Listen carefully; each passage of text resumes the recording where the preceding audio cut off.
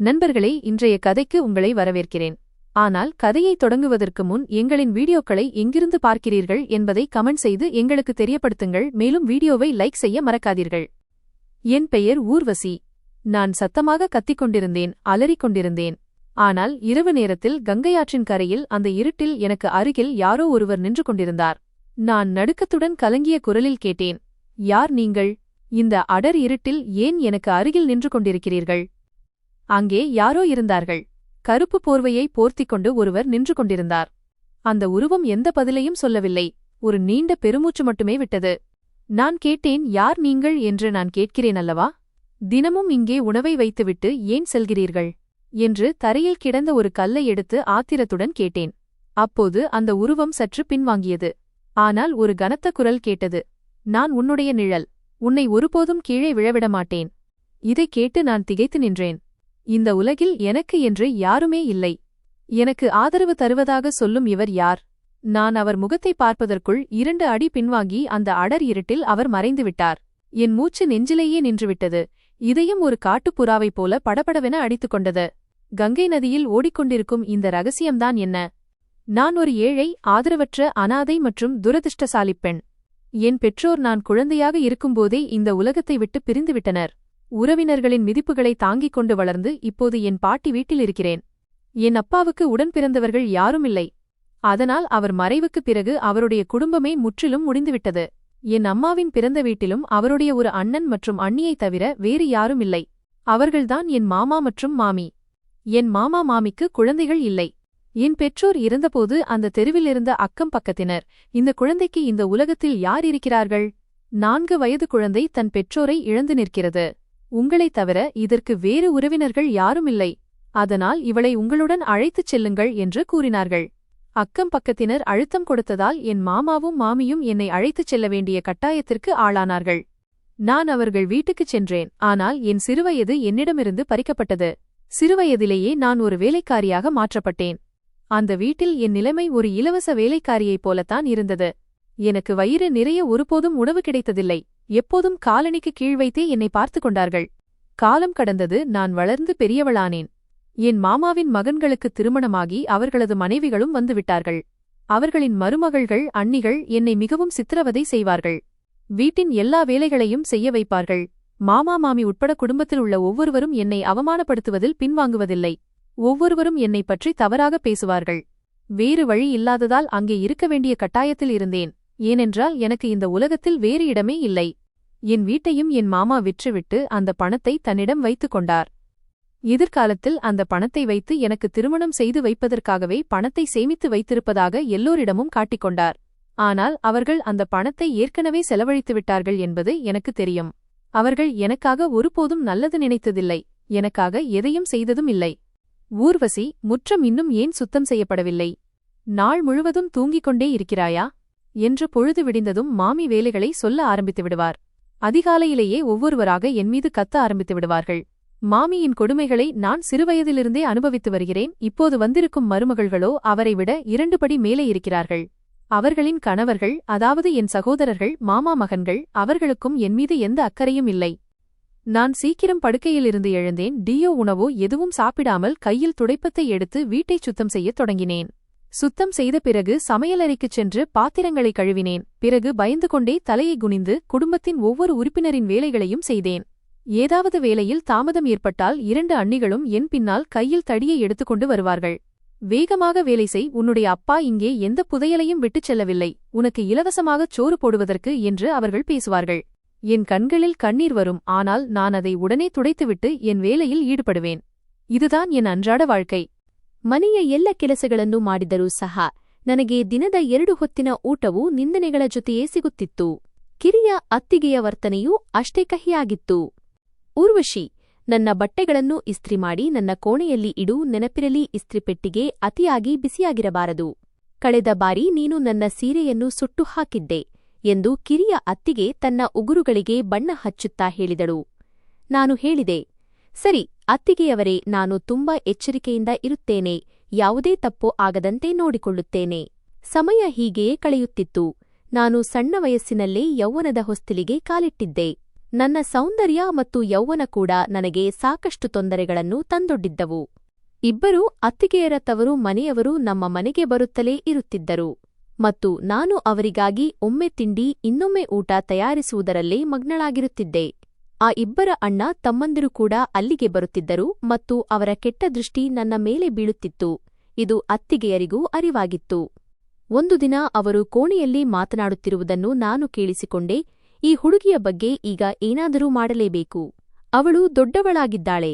ನಾಳೆ ಏನಾದರೂ ಅನಾಹುತ ನಡೆದರೆ ನಮಗೆ ಕೆಟ್ಟ ಹೆಸರು ಬರುತ್ತದೆ ಎಂದು ಹಿರಿಯ ಅತ್ತಿಗೆ ಅನುಮಾನದಿಂದ ಹೇಳಿದ್ದರು. ಆಗ ಕಿರಿಯ ಅತ್ತಿಗೆ ಹೇಳಿದಳು, ಹೌದು, ನೀನು ಹೇಳುವುದು ಸರಿ. ನನ್ನ ಹತ್ತಿರ ಒಂದು ಸಂಬಂಧವಿದೆ. ಹುಡುಗನ ವಯಸ್ಸು ಸ್ವಲ್ಪ ಜಾಸ್ತಿ, ಆದರೆ ಅನುಕೂಲಸ್ಥ ಮನುಷ್ಯ.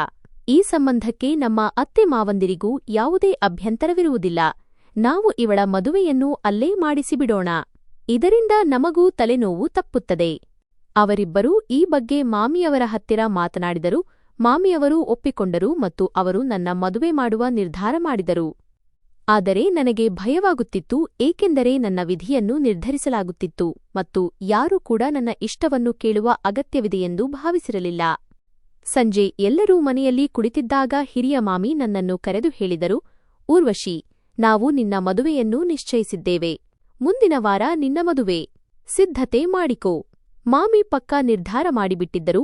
ಅವರಿಗೆ ಇದೆಲ್ಲವೂ ಒಂದು ಆಟದಂತೆ ಕಾಣುತ್ತಿತ್ತು ಮತ್ತು ಅವರು ನನಗೆ ಯಾವುದೋ ಸಾಮಾನ್ಯ ವಿಷಯವನ್ನು ಹೇಳುತ್ತಿದ್ದಾರೆ ಎನ್ನುವಂತಿತ್ತು. ನಾನು ಹೇಳಿದೆ, ಮಾಮಿಯವರೇ, ಇಷ್ಟು ಬೇಗನಾ? ಮತ್ತು ಅವರು ಯಾರು? ನನಗೆ ಅವರ ಪರಿಚಯವೇ ಇಲ್ಲ. ನೀವು ನನ್ನ ಮದುವೆಯನ್ನು ಯಾರ ಜೊತೆ ಮಾಡುತ್ತಿದ್ದೀರೋ ಗೊತ್ತಿಲ್ಲ ಎಂದು ನಾನು ಅಳುತ್ತಾ ವಿನಂತಿಸಿಕೊಂಡೆ ಮತ್ತು ನನ್ನ ಮಾತನ್ನು ಅವರ ಮುಂದೆ ಇಟ್ಟೆ. ಆಗ ಕಿರಿಯ ಅತ್ತಿಗೆ ಹೇಳಿದಳು, ನಿನಗೆ ಏನನ್ನೂ ತಿಳಿಯುವ ಅಗತ್ಯವಿಲ್ಲ. ನಾವು ತೆಗೆದುಕೊಂಡ ನಿರ್ಧಾರವು ನಿನ್ನ ಹಿತದೃಷ್ಟಿಯಿಂದ ಒಳ್ಳೆಯದಾಗಿದೆ. ನಾವು ನಿನ್ನ ಒಳ್ಳೆಯದನ್ನೇ ಬಯಸುತ್ತೇವೆ. ಜೀವನವಿಡೀ ನಿನ್ನನ್ನು ಸಾಕಿದೆವು. ಈಗ ನಿನ್ನನ್ನು ನಿನ್ನ ಸ್ವಂತ ಮನೆಗೆ ಕಳುಹಿಸಬೇಕೆಂದು ಬಯಸುತ್ತಿದ್ದೇವೆ. ನಾನು ಮುಂದೆ ಏನೋ ಹೇಳಲು ಬಯಸಿದೆ, ಆದರೆ ಮಾಮಿ ನನ್ನನ್ನು ಮತ್ತೆ ಮೌನವಾಗಿಸಿದರು ಮತ್ತು ಹೇಳಿದರು, ಸುಮ್ಮನೆ ಒಪ್ಪಿಕೋ, ಇಲ್ಲದಿದ್ದರೆ ಈ ಮನೆಯ ಬಾಗಿಲು ನಿನಗೆ ಶಾಶ್ವತವಾಗಿ ಮುಚ್ಚಲ್ಪಡುತ್ತದೆ. ಅವರು ನನ್ನನ್ನು ಕಠಿಣವಾಗಿ ಗದರಿಸಿದ್ದರು. ಈಗ ನನ್ನ ಮುಂದೆ ಬೇರೆ ದಾರಿಯೇ ಇರಲಿಲ್ಲ. ನಾನು ನನ್ನನ್ನು ನಿಯಂತ್ರಿಸಿಕೊಳ್ಳಲು ಪ್ರಯತ್ನಿಸಿದೆ, ಆದರೆ ನನ್ನ ಕಣ್ಣೀರು ನಿಲ್ಲುತ್ತಿರಲಿಲ್ಲ. ಈ ಸಮಯದಲ್ಲಿ ನನಗೆ ನನ್ನ ತಂದೆ ತಾಯಿ ತುಂಬಾ ನೆನಪಾಗುತ್ತಿದ್ದರು. ಇಂದು ಅವರು ಬದುಕಿದ್ದರೆ ನನ್ನ ಮದುವೆಯನ್ನು ಇಂತಹ ಸ್ಥಿತಿಯಲ್ಲಿ ಮಾಡುತ್ತಿರಲಿಲ್ಲ. ಈಗ ನನ್ನನ್ನು ನಾನು ನಿಭಾಯಿಸಿಕೊಳ್ಳುವುದರ ಹೊರತು ಬೇರೆ ಆಯ್ಕೆಯೇ ಇರಲಿಲ್ಲ. ನಾನು ನನ್ನ ಕಣ್ಣೀರನ್ನು ನುಂಗಿ ಸುಮ್ಮನೆ ನನ್ನ ಕೋಣೆಗೆ ಬಂದೆ. ಮದುವೆಯ ದಿನವೂ ಬಂದಿತು. ಯಾವುದೇ ಆಚರಣೆ ನಡೆಯಲಿಲ್ಲ ಅಥವಾ ಯಾವುದೇ ಸಂತೋಷವನ್ನು ಆಚರಿಸಲಿಲ್ಲ. ಬಹುಶಃ ನನ್ನ ತಂದೆ ತಾಯಿ ಬದುಕಿದ್ದರೆ ನನ್ನ ಮದುವೆ ಇಷ್ಟು ನೀರಸವಾಗಿರುತ್ತಿರಲಿಲ್ಲ ಎಂದು ನಾನು ಭಾವಿಸುತ್ತೇನೆ. ಬಾಲ್ಯದಿಂದ ಇಲ್ಲಿಯವರೆಗೆ ನನ್ನ ಯಾವುದೇ ಕನಸುಗಳು ಈಡೇರಿರಲಿಲ್ಲ. ನಾನು ವಧುವಾಗುತ್ತೇನೆ, ಶೃಂಗಾರ ಮಾಡಿಕೊಳ್ಳುತ್ತೇನೆ, ಸಂಭ್ರಮದಿಂದ ಮೆರವಣಿಗೆ ಬರುತ್ತದೆ, ಮನೆ ಅಲಂಕರಿಸಲ್ಪಡುತ್ತದೆ, ಹುಡುಗಿಯರು ಕುಣಿಯುತ್ತಾರೆ ಎಂದು ಅಂದುಕೊಂಡಿದ್ದೆ. ಆದರೆ ಹಾಗೇನೂ ನಡೆಯುತ್ತಿರಲಿಲ್ಲ. ನನಗೆ ಒಂದು ಸಾಧಾರಣವಾದ ಲೆಹಂಗಾವನ್ನು ತೊಡಿಸಲಾಯಿತು. ಸ್ವಲ್ಪ ಮೇಕಪ್ ಮಾಡಲಾಯಿತು ಮತ್ತು ನನ್ನ ಮದುವೆಯ ವಿಧಿವಿಧಾನಗಳನ್ನು ಮುಗಿಸಿ ನಂತರ ನನ್ನನ್ನು ಬೀಳ್ಕೊಡಲಾಯಿತು. ಮನೆಯಿಂದ ಯಾವುದೋ ದೊಡ್ಡ ಹೊರೆಯನ್ನು ಇಳಿಸಿದಂತೆ ನನಗೆ ಅನಿಸುತ್ತಿತ್ತು. ನಾನು ಅತ್ತೆ ಮನೆಯಲ್ಲಿ ಹೆಜ್ಜೆ ಇಟ್ಟಾಗ ನನ್ನ ಅತ್ತೆ ಬಾಗಿಲಲ್ಲೇ ನಿಂತಿದ್ದರು. ನನ್ನ ಮಾಮನ ಮನೆಯಲ್ಲಿ ನನಗೆ ಗೌರವ ಸಿಗಲಿಲ್ಲ, ಆದರೆ ಅತ್ತೆ ಮನೆಗೆ ಹೋದ ನಂತರ ಗೌರವ ಸಿಗಬಹುದು ಎಂದು ನಾನು ಭಾವಿಸಿದ್ದೆ. ಅಲ್ಲಿ ನನಗೆ ಸ್ವಾಗತ ಸಿಗುತ್ತದೆ. ಅತ್ತೆ ಕೈಯಲ್ಲಿ ಆರತಿ ತಟ್ಟೆ ಹಿಡಿದು ಬಾಗಿಲಲ್ಲಿ ನಿಂತಿರುತ್ತಾರೆ ಎಂದು ಅಂದುಕೊಂಡಿದ್ದೆ. ಅವರು ಬಾಗಿಲಲ್ಲಿ ನಿಂತಿದ್ದರು ನಿಜ, ಆದರೆ ಅವರ ಕಣ್ಣುಗಳಲ್ಲಿ ನನಗಾಗಿ ಯಾವುದೇ ಪ್ರೀತಿ ಅಥವಾ ಅನ್ಯೋನ್ಯತೆ ಇರಲಿಲ್ಲ. ಅವರು ನನ್ನನ್ನು ಮೇಲಿನಿಂದ ಕೆಳಗಿನವರೆಗೆ ನೋಡಿ ಮುಖ ಸುಕ್ಕುಗಟ್ಟಿಸಿದರು. ನಂತರ ತನ್ನ ಮಗನಿಗೆ, ಈ ಸಾಧಾರಣ ಹುಡುಗಿ ನನ್ನ ಮಗನಿಗೆ ಏನು ಕೆಲಸಕ್ಕೆ ಬರುತ್ತಾಳೆ? ಬಣ್ಣರೂಪವೇ ಎಲ್ಲವೂ ಅಲ್ಲ, ಕೆಲಸ ಕಾರ್ಯಗಳೂ ಬರಬೇಕು ಎಂದು ಹೇಳಿದರು. ನನ್ನ ಅತ್ತೆಯ ಮಾತುಗಳಲ್ಲಿ ಕಹಿಯಿತ್ತು. ವರಮಾಲೆ ಧರಿಸಿ ನನ್ನ ಪಕ್ಕದಲ್ಲಿ ನಿಂತಿದ್ದ ನನ್ನ ಪತಿ ಹೇಳಿದರು, ಅಮ್ಮ, ಈಗ ಇವಳು ನನ್ನ ಪತ್ನಿ ಮತ್ತು ಈ ಮನೆಯ ಗೌರವ ಕೂಡ. ನೀವು ಇವಳನ್ನು ಗೌರವಿಸಲೇಬೇಕು. ನನ್ನ ಪತಿ ನನ್ನ ಕೈ ಹಿಡಿದು ಗಟ್ಟಿಯಾಗಿ ಮತ್ತು ನೇರವಾದ ಮಾತುಗಳಲ್ಲಿ ತನ್ನ ತಾಯಿಗೆ ಹೇಳಿದರು. ನಾನು ಬೆಚ್ಚಿಬಿದ್ದು ನನ್ನ ಪತಿಯ ಕಡೆ ನೋಡಿದೆ. ಅವರ ವಯಸ್ಸು ನನಗಿಂತ ದುಪ್ಪಟ್ಟಾಗಿತ್ತು. ಆದರೆ ಅವರ ಧ್ವನಿಯಲ್ಲಿದ್ದ ನನ್ನ ಬಗೆಗಿನ ಅನುಕಂಪವು ನನ್ನನ್ನು ಆಶ್ಚರ್ಯಗೊಳಿಸಿತು. ಅತ್ತೆ ನಮ್ಮನ್ನು ಕೋಪದಿಂದ ನೋಡಿದರು, ಆದರೆ ಮಗನ ಮುಂದೆ ಅವರು ಏನನ್ನೂ ಹೇಳಲು ಸಾಧ್ಯವಾಗಲಿಲ್ಲ. ನನ್ನ ಪತಿ ಕಮಲ್ ಹೇಳಿದರು, ಊರ್ವಶಿ, ನೀನು ಒಳಗೆ ನಡಿ, ನಿನಗೆ ಸುಸ್ತಾಗಿರಬಹುದು. ನನ್ನ ಪತಿ ಮೃದುವಾಗಿ ಹೇಳಿ ನನ್ನನ್ನು ಕೋಣೆಗೆ ಕರೆತಂದರು. ಕೋಣೆಗೆ ಬಂದ ನಾನು ಮಂಚದ ಒಂದು ಮೂಲೆಯಲ್ಲಿ ಮುದುಡಿ ಕುಳಿತುಕೊಂಡೆ. ನನ್ನ ಮನಸ್ಸಿನಲ್ಲಿ ಭಯವಿತ್ತು, ನನ್ನ ಜೊತೆ ಮುಂದೆ ಎಂತಹ ನಡವಳಿಕೆ ನಡೆಯುವುದೋ ಎಂದು. ಆದರೆ ನನ್ನ ಪತಿ ನನ್ನ ಹತ್ತಿರ ಬಂದು ಬಹಳ ಪ್ರೀತಿಯಿಂದ ನನ್ನ ಕಣ್ಣುಗಳಲ್ಲಿ ಕಣ್ಣಿಟ್ಟು ನೋಡುತ್ತಾ ಹೇಳಿದರು, ಊರ್ವಶಿ, ನೀನು ಎಂತಹ ಪರಿಸ್ಥಿತಿಗಳಿಂದ ಹೊರಬಂದು ಇಲ್ಲಿಗೆ ಬಂದಿದ್ದೀಯಾ ಎಂಬುದು ನನಗೆ ಗೊತ್ತು. ಆದರೆ ಈಗ ನೀನು ಯಾವುದಕ್ಕೂ ಹೆದರುವ ಅಗತ್ಯವಿಲ್ಲ. ನಾನು ಯಾವಾಗಲೂ ನಿನ್ನ ಜೊತೆಗಿರುತ್ತೇನೆ. ಅವರು ಅತ್ಯಂತ ಪ್ರೀತಿಯ ಮಾತುಗಳಿಂದ ನನಗೆ ಸಮಾಧಾನ ಪಡಿಸಿದರು. ನಾನು ಅಳುವ ಧ್ವನಿಯಲ್ಲಿ ಅವರನ್ನು ಕೇಳಿದೆ, ನೀವು ನಿಜವಾಗಿಯೂ ನನ್ನನ್ನು ಎಂದಿಗೂ ಒಂಟಿಯಾಗಿ ಬಿಡುವುದಿಲ್ಲವೇ? ಅವರು ಹೇಳಿದರು, ಎಂದಿಗೂ ಇಲ್ಲ. ಈಗ ನೀನು ನನ್ನ ಜವಾಬ್ದಾರಿ ಮತ್ತು ನನ್ನ ಜೀವನದ ಅತ್ಯಂತ ಸುಂದರವಾದ ಭಾಗ. ಅವರು ನಗುತ್ತಾ ನನ್ನ ಕೈಯನ್ನು ತಮ್ಮ ಕೈಗಳಲ್ಲಿ ಹಿಡಿದುಕೊಂಡರು. ಅವರ ಇಂತಹ ಪ್ರೀತಿಯನ್ನು ಕಂಡು ನಾನು ನನ್ನ ಎಲ್ಲಾ ದುಃಖ ನೋವುಗಳನ್ನು ಮರೆತುಬಿಟ್ಟೆ. ಅವರು ನಿಜವಾಗಿಯೂ ನನಗಿಂತ ಹೆಚ್ಚಾಗಿ ನನ್ನನ್ನು ಕಾಳಜಿ ವಹಿಸಲು ಪ್ರಾರಂಭಿಸಿದರು. ಮೊದಲ ಬಾರಿಗೆ ಇಷ್ಟು ಗೌರವ ಮತ್ತು ಪ್ರೀತಿಯನ್ನು ಪಡೆದ ನಂತರ ನನಗೆ ನನ್ನ ಜೀವನವೇ ಬದಲಾದಂತೆ ಅನಿಸತೊಡಗಿತು. ಕಮಲ್ ನನ್ನನ್ನು ಪುಟ್ಟ ಮಗುವಿನಂತೆ ಪ್ರೀತಿಸುತ್ತಿದ್ದರು. ನನ್ನ ಪ್ರತಿಯೊಂದು ಸೌಕರ್ಯ ಮತ್ತು ಸಂತೋಷದ ಬಗ್ಗೆ ಕಾಳಜಿ ವಹಿಸುತ್ತಿದ್ದರು. ಮುಂಜಾನೆ ನಾನು ಅಡುಗೆ ಮನೆಯಲ್ಲಿ ಉಪಹಾರ ತಯಾರಿಸಲು ಹೋದಾಗ ನನ್ನ ಅತ್ತೆ ತಮ್ಮ ಹಂಗಿಸುವ ಮಾತುಗಳ ಬಾಣಗಳನ್ನು ಬಿಡಲು ಶುರು ಮಾಡುತ್ತಿದ್ದರು ಮತ್ತು ಕೋಪದಿಂದ ಹೇಳುತ್ತಿದ್ದರು, ನೋಡು ಹೇಗೆ ನಖರೆ ಮಾಡುತ್ತಾಳೆ, ಯಾವುದೋ ಮಹಾರಾಣಿಯಂತೆ. ಬೇಗ ಬೇಗ ಕೈ ಚಲಿಸು. ನನ್ನ ಮಗ ಕೆಲಸಕ್ಕೆ ಹೋಗಬೇಕು. ನಿನ್ನ ಸೋಮಾರಿತನದಿಂದಾಗಿ ಅವನಿಗೆ ಕೆಲಸಕ್ಕೆ ಹೋಗಲು ತಡವಾಗಬಾರದು ಅಷ್ಟೇ. ನಾನು ಹೇಳಿದೆ, ಇಲ್ಲ ಅತ್ತೆಯವರೇ, ನಾನು ಕೇವಲ ಚಹಾ ಸೋಸುತ್ತಿದ್ದೇನೆ. ನಾನು ಬೇಗನೆ ಚಹಾವನ್ನು ಕಪ್ಗಳಿಗೆ ಹಾಕುತ್ತಾ ಹೇಳಿದೆ. ಅದೇ ಸಮಯದಲ್ಲಿ ಕಮಲ್ ಕೂಡ ಅಡುಗೆ ಮನೆಗೆ ಬಂದರು. ಅವರು ತಮ್ಮ ತಾಯಿಯ ಬಳಿ ಅಸಮಾಧಾನದಿಂದ ಹೇಳಿದರು, ನಿಮಗೆ ಏನಾಗಿದೆ? ನೀವು ಯಾಕೆ ಮುಂಜಾನೆಯೇ ಊರ್ವಶಿ ಮೇಲೆ ಕೋಪಗೊಳ್ಳುತ್ತಿದ್ದೀರಿ? ಅವಳು ಅಷ್ಟು ಕಷ್ಟಪಟ್ಟು ಕೆಲಸ ಮಾಡುತ್ತಿದ್ದಾಳೆ. ನನ್ನ ಅತ್ತೆ ಹೇಳಿದರು, ಮಗನೇ, ನಾನು ಕೇವಲ ಇವಳಿಗೆ ಕೆಲಸ ಬೇಗ ಮಾಡುವಂತೆ ಹೇಳುತ್ತಿದ್ದೆ ಅಷ್ಟೇ. ನೀನು ಸುಮ್ಮನೆ ನನ್ನ ಮಾತುಗಳನ್ನು ತಪ್ಪಾಗಿ ತಿಳಿದುಕೊಳ್ಳುತ್ತಿದ್ದೀಯಾ? ಅವರು ಬೇಗನೆ ತಮ್ಮ ಮಾತಿನ ಧಾಟಿಯನ್ನು ಮೃದುಗೊಳಿಸುತ್ತಾ ಸಮಜಾಯಿಷಿ ನೀಡಿದರು. ಕಮಲ್ ಹೇಳಿದರು, ಊರ್ವಶಿ, ನೀನು ಬೇಗನೆ ಚಹಾ ತಗೊಂಡು ಕೋಣೆಗೆ ಬಾ, ನಾವು ಅಲ್ಲೇ ಉಪಹಾರ ಮಾಡೋಣ ಎಂದು ಹೇಳಿ ಅವರು ಅಡುಗೆ ಮನೆಯಿಂದ ಹೊರಬಂದರು. ಅವರು ಹೋದ ನಂತರ ನನ್ನ ಅತ್ತೆ ನನ್ನನ್ನು ಕೋಪದ ದೃಷ್ಟಿಯಿಂದ ನೋಡಿದರು. ಆದರೆ ನಾನು ಮೌನವಾಗಿ ಉಪಹಾರವನ್ನು ತೆಗೆದುಕೊಂಡು ಕೋಣೆಗೆ ಹೋದೆ. ನಾನು ನನ್ನ ಪತಿಯ ಪ್ರೀತಿಯನ್ನು ಪಡೆದು ಪ್ರತಿಯೊಂದು ಕೆಲಸವನ್ನೂ ಸಂತೋಷದಿಂದ ಮಾಡುತ್ತಿದ್ದೆ. ಅತ್ತೆಯ ಬೈಗುಳ ಮತ್ತು ಅವರ ಕೆಟ್ಟ ನಡವಳಿಕೆ ನನಗೆ ಅನಿಸುತ್ತಲೇ ಇರಲಿಲ್ಲ, ಏಕೆಂದರೆ ನನ್ನ ಪತಿ ಪ್ರತಿಯೊಂದು ಹಂತದಲ್ಲೂ ನನ್ನ ಜೊತೆ ನಿಲ್ಲುತ್ತಿದ್ದರು. ನನ್ನ ಪತಿಗಿಂತ ಕಿರಿಯವರಾದ ಇಬ್ಬರು ಸಹೋದರರಿದ್ದರು. ಅವರಿಗೆ ಈಗಾಗಲೇ ಮದುವೆಯಾಗಿತ್ತು ಮತ್ತು ನನಗೆ ಇಬ್ಬರು ನಾದಿನಿಯರೂ ಇದ್ದರು. ಈ ಮನೆ ಅವಿಭಕ್ತ ಕುಟುಂಬದ ವ್ಯವಸ್ಥೆಯಂತಿತ್ತು. ಅಲ್ಲಿ ನಾನು ನನ್ನದೇ ಆದ ಸ್ಥಾನವನ್ನು ಕಂಡುಕೊಳ್ಳಬೇಕಿತ್ತು. ನನ್ನ ಪತಿ ಮೊದಲ ದಿನವೇ ಎಲ್ಲರಿಗೂ ಸ್ಪಷ್ಟವಾಗಿ ಹೇಳಿದ್ದರು, ನನ್ನ ಪತ್ನಿಯ ಗೌರವವನ್ನು ಮನೆಯ ಪ್ರತಿಯೊಬ್ಬ ಸದಸ್ಯನೂ ಕಾಪಾಡಬೇಕು. ಅವರು ತಮ್ಮ ಇಬ್ಬರು ಸಹೋದರರ ಪತ್ನಿಯರಿಗೆ ಹೇಳಿದರು, ನೀವು ಈ ಮನೆಯ ಸೊಸೆಯಂದಿರಾಗಿದ್ದರೆ ನನ್ನ ಪತ್ನಿ ಕೂಡ ಈ ಮನೆಯ ಹಿರಿಯ ಸೊಸೆ. ನೀವು ಈ ಮನೆಗೆ ಮೊದಲು ಬಂದಿದ್ದೀರಿ ಎಂದಾಕ್ಷಣ ಇಲ್ಲಿ ನಿಮ್ಮದೇ ಅಧಿಕಾರ ನಡೆಯುತ್ತದೆ ಎಂದು ಭಾವಿಸಬೇಡಿ. ನನ್ನ ಪತ್ನಿ ಸಂಬಂಧದಲ್ಲೂ ಮತ್ತು ಸ್ಥಾನದಲ್ಲೂ ನಿಮಗಿಂತ ದೊಡ್ಡವಳು. ಈ ಮನೆಯಲ್ಲಿ ಯಾರೂ ಅವಳ ಮೇಲೆ ಆಜ್ಞೆ ಮಾಡಬಾರದು. ನನ್ನ ಪತಿಯ ಈ ಮಾತುಗಳಿಂದಾಗಿ ನನ್ನ ಇಬ್ಬರು ಓರೆಗಿತ್ತಿಯರ ದೇವರಾನಿಯರ ನಡವಳಿಕೆಯೂ ನನ್ನ ಜೊತೆ ಕಹಿಯಾಯಿತು.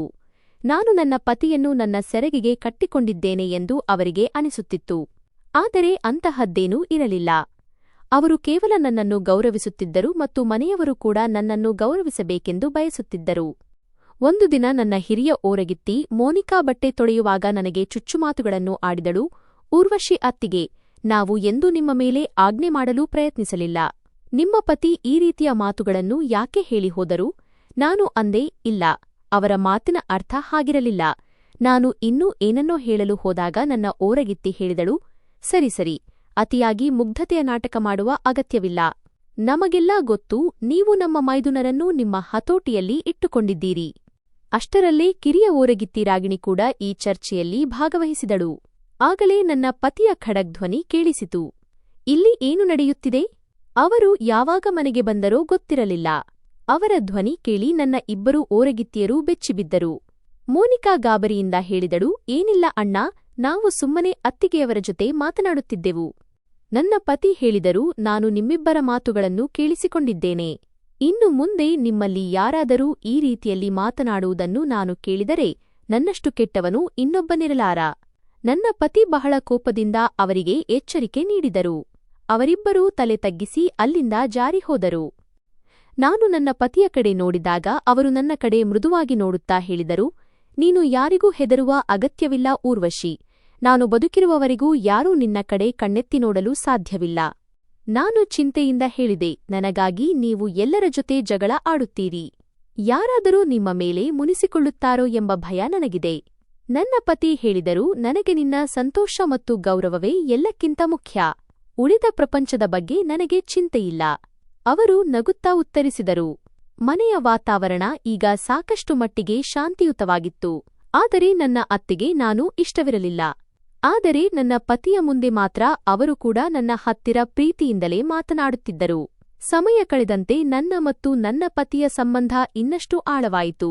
ಅವರು ಮಾರುಕಟ್ಟೆಗೆ ಹೋದಾಗ ನನಗಾಗಿ ಇಷ್ಟದ ಬಳೆಗಳನ್ನು ಮತ್ತು ಬಟ್ಟೆಗಳನ್ನು ತರುತ್ತಿದ್ದರು. ನನ್ನ ಅತ್ತೆ ಇದನ್ನೆಲ್ಲ ನೋಡಿ ಹೊಟ್ಟೆ ಉರಿಸಿಕೊಳ್ಳುತ್ತಿದ್ದರು.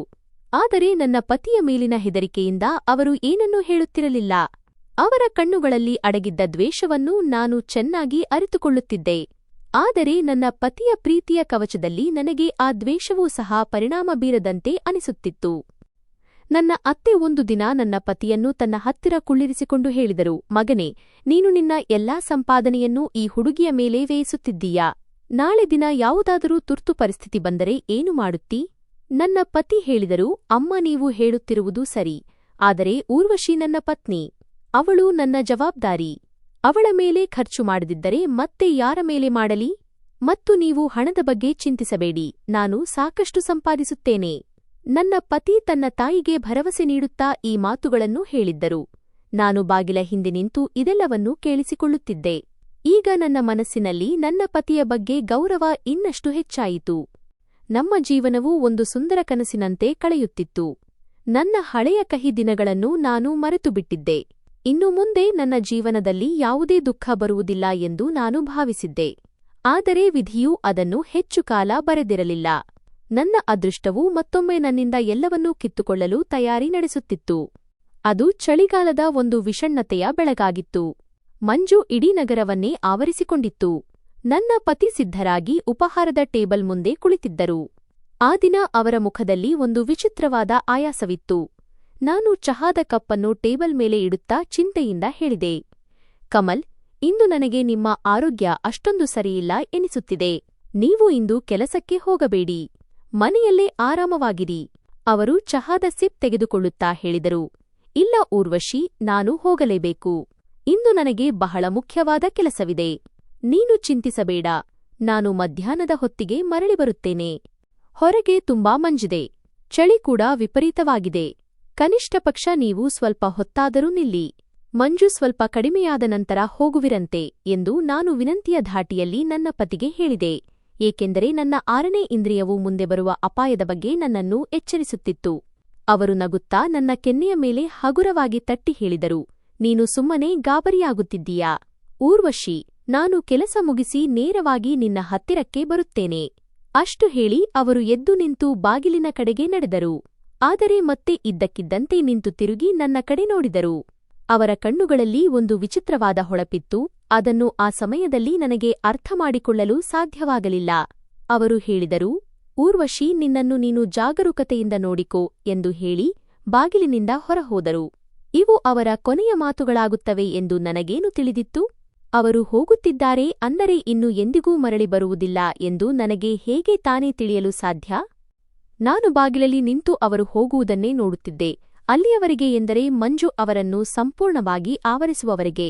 ಮಧ್ಯಾಹ್ನ ಕಳೆದು ಸಂಜೆಯಾಗುತ್ತಾ ಬಂದಿತ್ತು. ಆದರೆ ಬಾಗಿಲಲ್ಲಿ ಅವರ ಬಡಿತ ಇನ್ನೂ ಕೇಳಿಸಿರಲಿಲ್ಲ. ನನ್ನ ಮನಸ್ಸಿನ ಚಡಪಡಿಕೆಯು ಕಳೆಯುವ ಪ್ರತಿಕ್ಷಣದೊಂದಿಗೆ ಹೆಚ್ಚಾಗುತ್ತಿತ್ತು. ನಾನು ಹಲವಾರು ಬಾರಿ ಬಾಗಿಲಿಗೆ ಹೋಗಿ ಬೀದಿಯನ್ನು ಇಣುಕಿ ನೋಡಿದ್ದೆ. ಆದರೆ ಹೊರಗೆ ನಿರಾಸೆಯೇ ಎದುರಾಗಿತ್ತು. ನನ್ನ ಅತ್ತೆ ಅಂಗಳದಲ್ಲಿ ಕುಳಿತಿದ್ದರು ಮತ್ತು ಅವರ ಕಣ್ಣುಗಳು ಪದೇ ಪದೇ ನನ್ನ ಕಡೆಗೆ ಕೆಂಡಕಾರುತ್ತಿದ್ದವು. ಅವರು ನನ್ನ ಕಡೆ ನೋಡಿ ಹೇಳಿದರು, ಹಸಿನೂಲಿನಂತೆ ಇಲ್ಲಿಂದ ಅಲ್ಲಿಗೆ ಅಲೆದಾಡುತ್ತಿದ್ದೀಯಾ? ಹೋಗು, ಒಳಗೆ ಹೋಗಿ ಊಟ ಬಡಿಸು. ನನಗೆ ಹಸಿವಾಗುತ್ತಿದೆ. ನಾನು ಹೇಳಿದೆ, ಸರಿ ಅತ್ತೆಯವರೇ, ಈಗಲೇ ಊಟ ಬಡಿಸುತ್ತೇನೆ. ನಾನು ಇಲ್ಲಿ ಕಮಲ್ಗಾಗಿ ಕಾಯುತ್ತಿದ್ದೇನೆ. ಅವರು ಇನ್ನೂ ಮನೆಗೆ ಬಂದಿಲ್ಲ. ನಾನು ಚಿಂತಿತಳಾಗಿ ಉತ್ತರಿಸಿದೆ. ನನ್ನ ಅತ್ತೆ ಹೇಳಿದರು, ಅವನ ಕೆಲಸ ಮುಗಿದ ಮೇಲೆ ಅವನು ಬರುತ್ತಾನೆ. ಇಡೀ ದಿನ ಮನೆಯಲ್ಲೇ ಕುಳಿತುಕೊಳ್ಳಲು ಸಾಧ್ಯವೇ? ಹೋಗು, ನನ್ನ ಊಟ ತೆಗೆದುಕೊಂಡು ಬಾ. ಅವರು ಕೋಪದಿಂದ ನನ್ನನ್ನು ದಿಟ್ಟಿಸಿ ನೋಡಿ ಮತ್ತೆ ತಮ್ಮ ಕುರ್ಚಿಯಲ್ಲಿ ಹೋಗಿ ಕುಳಿತುಕೊಂಡರು. ನಾನು ನಿಧಾನವಾದ ಹೆಜ್ಜೆಗಳೊಂದಿಗೆ ಅಡುಗೆಮನೆಯ ಕಡೆಗೆ ತಿರುಗಿದೆ. ಆದರೆ ನನ್ನ ಮನಸ್ಸು ಮಾತ್ರ ನಿರಂತರವಾಗಿ ಅವರ ಬಗ್ಗೆಯೇ ಯೋಚಿಸುತ್ತಿತ್ತು. ನಾನು ನನ್ನ ಅತ್ತೆಗಾಗಿ ಊಟ ಬಡಿಸುತ್ತಿದ್ದಾಗಲೇ ಇದ್ದಕ್ಕಿದ್ದಂತೆ ಹೊರಗೆ ಗದ್ದಲ ಕೇಳಿಸಿತು. ಜನರ ಜೋರು ಧ್ವನಿ ಮತ್ತು ಹೆಜ್ಜೆಗಳ ಸದ್ದು ನನ್ನ ಕಿವಿಗೆ ಅಪ್ಪಳಿಸಿತು. ನನ್ನ ಕೈಯಲ್ಲಿದ್ದ ಊಟದ ತಟ್ಟೆ ಕೆಳಗೆ ಬಿದ್ದಿತು ಮತ್ತು ಒಂದು ತಿಳಿಯದ ಭಯ ನನ್ನ ಇಡೀ ದೇಹವನ್ನು ಆವರಿಸಿಕೊಂಡಿತು. ನಾನು ಹುಚ್ಚಿಯಂತೆ ಬಾಗಿಲಿನ ಕಡೆಗೆ ಓಡಿದೆ. ನನ್ನ ಅತ್ತೆಯೂ ತನ್ನ ಜಾಗದಿಂದ ಎದ್ದು ನಿಂತರು. ಬಾಗಿಲು ತೆರೆದು ನೋಡಿದರೆ ಎದುರು ಪಕ್ಕದ ಮನೆಯ ಕೆಲವರು ಮತ್ತು ನನ್ನ ಪತಿಯ ಜೊತೆ ಕೆಲಸ ಮಾಡುವ ಇಬ್ಬರು ವ್ಯಕ್ತಿಗಳು ನಿಂತಿದ್ದರು. ಅವರ ಮುಖಗಳು ಬಾಡಿಹೋಗಿದ್ದವು ಮತ್ತು ಕಣ್ಣುಗಳಲ್ಲಿ ಒಂದು ವಿಚಿತ್ರವಾದ ಶೂನ್ಯತೆಯಿತ್ತು. ನಾನು ಬಾಗಿಲನ್ನು ಗಟ್ಟಿಯಾಗಿ ಹಿಡಿದುಕೊಂಡು ನಡುಗುವ ಧ್ವನಿಯಲ್ಲಿ ಕೇಳಿದೆ, ಏನಾಯಿತು? ನೀವೇಕೆ ಹೀಗೆ ನಿಂತಿದ್ದೀರಿ? ನನ್ನ ಪತಿ ಕಮಲ್ ಎಲ್ಲಿದ್ದಾರೆ? ಒಬ್ಬ ವ್ಯಕ್ತಿ ಕಣ್ಣು ಕೆಳಗಿಳಿಸಿ ದುಃಖದ ಧಾಟಿಯಲ್ಲಿ ಹೇಳಿದ, ಅತ್ತಿಗೆಯವರೇ, ವಿಧಿಯಾಟದ ಮುಂದೆ ಯಾರ ಆಟ ನಡೆಯುತ್ತದೆ? ಫ್ಯಾಕ್ಟರಿಯಲ್ಲಿ ಒಂದು ಭಾರೀ ಯಂತ್ರ ಅವರ ಮೇಲೆ ಬಿದ್ದಿತ್ತು. ಇದನ್ನು ಕೇಳಿದ ನನಗೆ ಯಾರೋ ನನ್ನ ಕಾಲುಗಳ ಕೆಳಗಿನ ನೆಲವನ್ನೇ ಎಳೆದುಕೊಂಡಂತೆ ಅನಿಸಿತು. ನನ್ನ ಉಸಿರು ಎದೆಯಲ್ಲೇ ಸಿಲುಕಿಕೊಂಡಿತ್ತು. ಕಿವಿಗಳಲ್ಲಿ ಸೈ ಸೈ ಎನ್ನುವ ಶಬ್ದ ಪ್ರತಿಧ್ವನಿಸಲು ಪ್ರಾರಂಭಿಸಿತು ಮತ್ತು ನನ್ನ ಕಣ್ಣುಗಳ ಮುಂದೆ ಕತ್ತಲೆ ಆವರಿಸಿತು. ನಾನು ಚೀರುತ್ತಾ ಹೇಳಿದೆ, ಇಲ್ಲ, ಇದು ಸಾಧ್ಯವಿಲ್ಲ. ಅವರು ಬೇಗ ಮನೆಗೆ ಮರಳುತ್ತೇನೆ ಎಂದು ನನಗೆ ಹೇಳಿ ಹೋಗಿದ್ದರು. ನೀವೆಲ್ಲರೂ ಸುಳ್ಳು ಹೇಳುತ್ತಿದ್ದೀರಿ. ನಾನು ಬಿಕ್ಕಿ ಬಿಕ್ಕಿ ಅಳಲಾರಂಭಿಸಿದೆ. ಅದೇ ಕ್ಷಣದಲ್ಲಿ ಬೀದಿಯ ಮೂಲೆಯಿಂದ ಒಂದು ಆಂಬ್ಯುಲೆನ್ಸ್ ಬರುತ್ತಿರುವುದು ಕಂಡಿತು. ಅದರ ಸೈರನ್ ಶಬ್ದವು ನನ್ನ ಕೊನೆಯ ನಂಬಿಕೆಯನ್ನು ಪುಡಿಪುಡಿ ಮಾಡಿತು. ಬಡಾವಣೆಯ ಜನರು ಸ್ಟ್ರೆಚರ್ ಒಂದನ್ನು ಹೊತ್ತುಕೊಂಡು ಒಳಗೆ ಬಂದರೂ ಅದರ ಮೇಲೆ ಬಿಳಿ ಬಟ್ಟೆಯಿಂದ ಮುಚ್ಚಲ್ಪಟ್ಟ ಶವವಿತ್ತು. ನನ್ನ ಅತ್ತೆ ಬಟ್ಟೆಯನ್ನು ಸರಿಸಿ ತನ್ನ ಮಗನ ರಕ್ತಸಿಕ್ತ ಮುಖವನ್ನು ನೋಡಿದ ತಕ್ಷಣ ಅವರು ನೆಲಕ್ಕೆ ಬಿದ್ದು ಜೋರಾಗಿ ಅಳಲಾರಂಭಿಸಿದರು. ನನ್ನ ಸಿಂಹದಂತ ಮಗ ನನ್ನನ್ನು ಬಿಟ್ಟು ಹೋದನು. ನಾನು ಲೂಟಿಯಾದೆ. ನಾನು ಬರ್ಬಾದಾದೆ. ನನ್ನ ಪ್ರಪಂಚವೇ ಉಜಾಡಾಯಿತು. ನನ್ನ ಅತ್ತೆ ತನ್ನ ಕೂದಲನ್ನು ಎಳೆದುಕೊಳ್ಳುತ್ತಾ ಅಳಲಾರಂಭಿಸಿದರು. ನನ್ನ ಪತಿಯ ಇಬ್ಬರು ಸಹೋದರಿಯರು ಕೂಡ ನಮ್ಮ ಮನೆಗೆ ಬಂದಿದ್ದರು ಮತ್ತು ನನ್ನ ಇಬ್ಬರು ಓರಗಿತ್ತಿಯರು ಕೂಡ ಕೆಟ್ಟದಾಗಿ ಅಳುತ್ತಿದ್ದರು. ಮನೆಯಲ್ಲಿ ಒಂದು ರೀತಿಯ ಆಕ್ರಂದನ ಮುಗಿಲು ಮುಟ್ಟಿತ್ತು. ನಾನು ಸ್ಟ್ರೆಚರ್ ಬಳಿ ಮಂಡಿಯೂರಿ ಕುಳಿತು ನನ್ನ ಪತಿಯ ತಣ್ಣಗಾದ ಕೈಗಳನ್ನು ನನ್ನ ಕೈಗಳಲ್ಲಿ ಹಿಡಿದುಕೊಂಡೆ. ಅವರ ಎದೆಯ ಮೇಲೆ ನನ್ನ ತಲೆಯನ್ನಿಟ್ಟು ಅಳುತ್ತಾ ಹೇಳಿದೆ, ನೀವು ಯಾವಾಗಲೂ ನನ್ನ ಜೊತೆಯಿರುತ್ತೇನೆ ಎಂದು ಹೇಳಿದ್ದಿರಲ್ಲ? ನನ್ನನ್ನು ಎಂದಿಗೂ ಒಂಟಿಯಾಗಿ ಬಿಡುವುದಿಲ್ಲ ಎಂದು ಹೇಳಿದ್ದಿರಲ್ಲ? ಈಗ ನಾನು ಯಾರ ಆಧಾರದಲ್ಲಿ ಬದುಕಲಿ? ಆದರೆ ಅಲ್ಲಿ ನನಗೆ ಸಮಾಧಾನ ನೀಡಲು ಯಾವುದೇ ಹೃದಯ ಬಡಿತವಿರಲಿಲ್ಲ. ಅವರು ಹೋದ ನಂತರ ನನ್ನ ಜೀವನ ಹೇಗಿರುತ್ತದೆ ಎಂಬುದು ನನಗೆ ಚೆನ್ನಾಗಿ ತಿಳಿದಿತ್ತು. ಆದರೆ ಈ ಸಮಯದಲ್ಲಿ ನನ್ನ ಪತಿಯ ಅಗಲಿಕೆಯಿಂದ ನಾನು ಸಂಪೂರ್ಣವಾಗಿ ಕುಸಿದು ಹೋಗಿದ್ದೆ. ನನಗೆ ನನ್ನ ಸುತ್ತಮುತ್ತಲಿನ ಯಾವುದೇ ಪ್ರಜ್ಞೆ ಇರಲಿಲ್ಲ. ಜನರು ಬರುತ್ತಿದ್ದರೂ ಹೋಗುತ್ತಿದ್ದರು. ಆದರೆ ನಾನು ಕಲ್ಲಿನಂತೆ ಅವರ ಶವದ ಬಳಿ ಕುಳಿತಿದ್ದೆ. ನನ್ನ ಜೀವನವೇ ನನ್ನಿಂದ ಕಿತ್ತುಕೊಳ್ಳಲ್ಪಟ್ಟಿತ್ತು. ನನ್ನ ಪತಿಯ ಅಂತ್ಯಸಂಸ್ಕಾರದ ಸಮಯ ಬಂದಾಗ ನನ್ನ ಆತ್ಮವೇ ನನ್ನ ದೇಹದಿಂದ ಹೊರಬರುತ್ತಿದೆ ಎನಿಸಿತು. ನಾನು ಹುಚ್ಚಿಯಂತೆ ಅಳುತ್ತಿದ್ದೆ ಮತ್ತು ಪದೇ ಪದೇ ಹೇಳುತ್ತಿದ್ದೆ, ಕಮಲ್, ಮರಳಿ ಬನ್ನಿ. ನನ್ನ ಜೀವನಕ್ಕೆ ಮರಳಿ ಬನ್ನಿ. ನನ್ನನ್ನು ಬಿಟ್ಟು ಹೋಗಬೇಡಿ. ನೀವಿಲ್ಲದೆ ನಾನು ಸತ್ತು ಹೋಗುತ್ತೇನೆ. ನಾನು ಕೂಡ ನಿಮ್ಮ ಜೊತೆ ಬರಲು ಬಯಸುತ್ತೇನೆ. ನಾನು ಚೀರಾಡುತ್ತಾ ಅಳುತ್ತಿದ್ದೆ. ಹೆಂಗಸರು ನನ್ನನ್ನು ಬಲವಂತವಾಗಿ ಹಿಂದಕ್ಕೆ ಎಳೆದರು. ನನ್ನ ಪತಿಯ ಅಂತ್ಯಸಂಸ್ಕಾರ ಮುಗಿಯಿತು ಮತ್ತು ನಂತರ ನಾನು ಈ ದೊಡ್ಡ ಮನೆಯಲ್ಲಿ ಸಂಪೂರ್ಣವಾಗಿ ಒಂಟಿಯಾದೆ. ನನ್ನ ಪತಿ ತೀರಿಕೊಂಡು ಕೇವಲ 2 ದಿನಗಳಾಗಿದ್ದವು ಮತ್ತು ಈ 2 ದಿನಗಳಲ್ಲಿ ನಾನು ಒಂದು ಹನಿ ನೀರನ್ನೂ ಕುಡಿದಿರಲಿಲ್ಲ. ನಾನು ಬೇವಕತ್ತು ನಮ್ಮ ಕೋಣೆಯ ಒಂದು ಮೂಲೆಯಲ್ಲಿ ಕುಳಿತುಕೊಳ್ಳುತ್ತಿದ್ದೆ. ಎಲ್ಲಿ ನಾವು ಜೊತೆಯಲ್ಲಿ ಸಮಯ ಕಳೆದಿದ್ದೆವೋ ಅಲ್ಲಿ. ನನ್ನ ಕಣ್ಣೀರು ಬತ್ತಿ ಹೋಗಿತ್ತು ಮತ್ತು ನಾನು ಗೋಡೆಗಳನ್ನೇ ದಿಟ್ಟಿಸುತ್ತಿದ್ದೆ. ಇದೇ ರೀತಿ ಇನ್ನೂ 2 ದಿನಗಳು ಕಳೆದವು. 4ನೇ ದಿನ ಸಂಜೆಯ ಸಮಯದಲ್ಲಿ ನನ್ನ ಅತ್ತೆ ನನ್ನ ಕೋಣೆಗೆ ಬಂದರು ಮತ್ತು ಬಾಗಿಲ ಬಳಿ ಬಂದು ನಿಂತರು. ಅವರ ಕಣ್ಣುಗಳಲ್ಲಿ ಈಗ ಕಣ್ಣೀರಿನ ಬದಲು ತೀವ್ರವಾದ ದ್ವೇಷವಿತ್ತು. ಅವರು ನನ್ನ ಕಡೆಗೆ ಬೆರಳು ತೋರಿಸಿ ಇಶಾರೆ ಮಾಡುತ್ತಾ ಹೇಳಿದರು, ನೀನು ಅಪಶಕುನ, ಮನಹೂಸ್. ನಿನ್ನ ಅಪಶಕುನದಿಂದಲೇ ನಿನ್ನ ತಂದೆ ತಾಯಿ ಪ್ರಾಣ ಹೋದವು ಮತ್ತು ಈಗ ನೀನು ನನ್ನ ಮಗನನ್ನು ತಿಂದುಬಿಟ್ಟಿದ್ದೀಯಾ. ನಾನು ದಿಗ್ಭ್ರಮೆಗೊಂಡು ಅವರ ಕಡೆ ನೋಡಿದೆ. ಅವರ ಮಾತುಗಳು ಬಾಣಗಳಂತೆ ನನ್ನ ಹೃದಯಕ್ಕೆ ಚುಚ್ಚುತ್ತಿದ್ದವು. ನಾನು ಕೈಮುಗಿದು ಅಳುತ್ತಾ ನನ್ನ ಸಮಜಾಯಿಷಿ ನೀಡುತ್ತಾ ಹೇಳಿದೆ, ಅತ್ತೆಯವರೇ, ನೀವು ಏನು ಹೇಳುತ್ತಿದ್ದೀರಿ? ನನ್ನ ಪತಿ ನನ್ನ ಪ್ರಪಂಚವಾಗಿದ್ದರು. ಅವರೇ ನನಗೆ ಎಲ್ಲವೂ ಆಗಿದ್ದರು. ನಾನು ಅವರ ಜೊತೆ ಹೀಗೆ ಮಾಡಲು ಹೇಗೆ ಸಾಧ್ಯ? ನನ್ನ ಅತ್ತೆ ಮುಂದೆ ಬಂದು ಹೇಳಿದರು, ಬಾಯಿ ಮುಚ್ಚು. ನನ್ನ ಜೊತೆ ಮಾತು ಬೆಳೆಸುತ್ತೀಯಾ? ನೀನು ಯಾವಾಗ ಈ ಮನೆಗೆ ಬಂದೆಯೋ ಅಂದಿನಿಂದ ನನ್ನ ಮಗನಿಗೆ ದೃಷ್ಟಿಯೇ ತಗುಲಿದೆ. ನನ್ನ ಅತ್ತೆ ನನ್ನನ್ನು ಕುಲುಕುತ್ತಾ ಕೋಪದಿಂದ ಹೇಳಿದರು. ನಾನು ಸುಮ್ಮನೆ ಅವರ ಈ ಕಹಿ ಮಾತುಗಳನ್ನು ಕೇಳಿಸಿಕೊಳ್ಳುತ್ತಿದ್ದೆ. ನಾನು ಅನುಭವಿಸುತ್ತಿರುವ ಅದೇ ದುಃಖವನ್ನು ಅವರು ಅನುಭವಿಸುತ್ತಿದ್ದಾರೆ ಎಂದು ನನಗೆ ತಿಳಿದಿತ್ತು. ಬಹುಶಃ ಕೋಪ ಮತ್ತು ಆಘಾತದಿಂದ ಅವರು ಹೀಗೆ ಹೇಳುತ್ತಿರಬಹುದು ಎಂದು ನಾನು ಭಾವಿಸಿದೆ. ಆದರೆ ನಾನು ತಪ್ಪು ಮಾಡಿದ್ದೆ. ಮನೆಯವರ ನಡವಳಿಕೆ ನನ್ನ ವಿಷಯದಲ್ಲಿ ಸಂಪೂರ್ಣ ಬದಲಾಗಿತ್ತು. ಮರುದಿನ ಬೆಳಿಗ್ಗೆ ನಾನು ಅಂಗಳದಲ್ಲಿ ಕುಳಿತಿದ್ದಾಗ ನನ್ನ ಇಬ್ಬರು ಓರೆಗಿತ್ತಿಯರು ಅಲ್ಲಿಗೆ ಬಂದರು. ಅವರ ಮುಖಗಳಲ್ಲಿ ಒಂದು ವಿಚಿತ್ರ ದ್ವೇಷವಿತ್ತು. ನನ್ನ ಹಿರಿಯ ಓರೆಗಿತ್ತಿ ಅತ್ತೆಯ ಪಕ್ಕದಲ್ಲಿ ನಿಂತು ಹೇಳಿದರು, ಅತ್ತೆಯವರೇ, ಈ ಅಪಶಕುನ ಈ ಮನೆಯಲ್ಲಿದ್ದರೆ ಈ ಮನೆಯನ್ನು ಹಾಳು ಮಾಡಿಬಿಡುತ್ತಾಳೆ. ಇವಳನ್ನು ಇಲ್ಲಿಂದ ಹೊರಹಾಕಿ. ಕಿರಿಯ ಓರಗಿತ್ತಿ ಹೇಳಿದಳು, ಹೌದು ಅತ್ತೆಯವರೇ, ಇವಳ ಹೆಜ್ಜೆಗಳೇ ಅಶುಭವಾಗಿವೆ.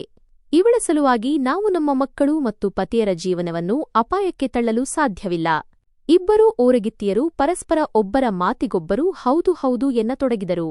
ನಾನು ಹೇಳಿದೆ, ನೀವೆಲ್ಲರೂ ಎಂತಹ ಮಾತುಗಳನ್ನು ಆಡುತ್ತಿದ್ದೀರಿ? ನಾನು ನಿಮ್ಮದೇನು ತಪ್ಪು ಮಾಡಿದ್ದೇನೆ? ನನ್ನ ಪತಿ ಈ ಪ್ರಪಂಚವನ್ನು ಬಿಟ್ಟು ಹೋಗಿದ್ದಾರೆ.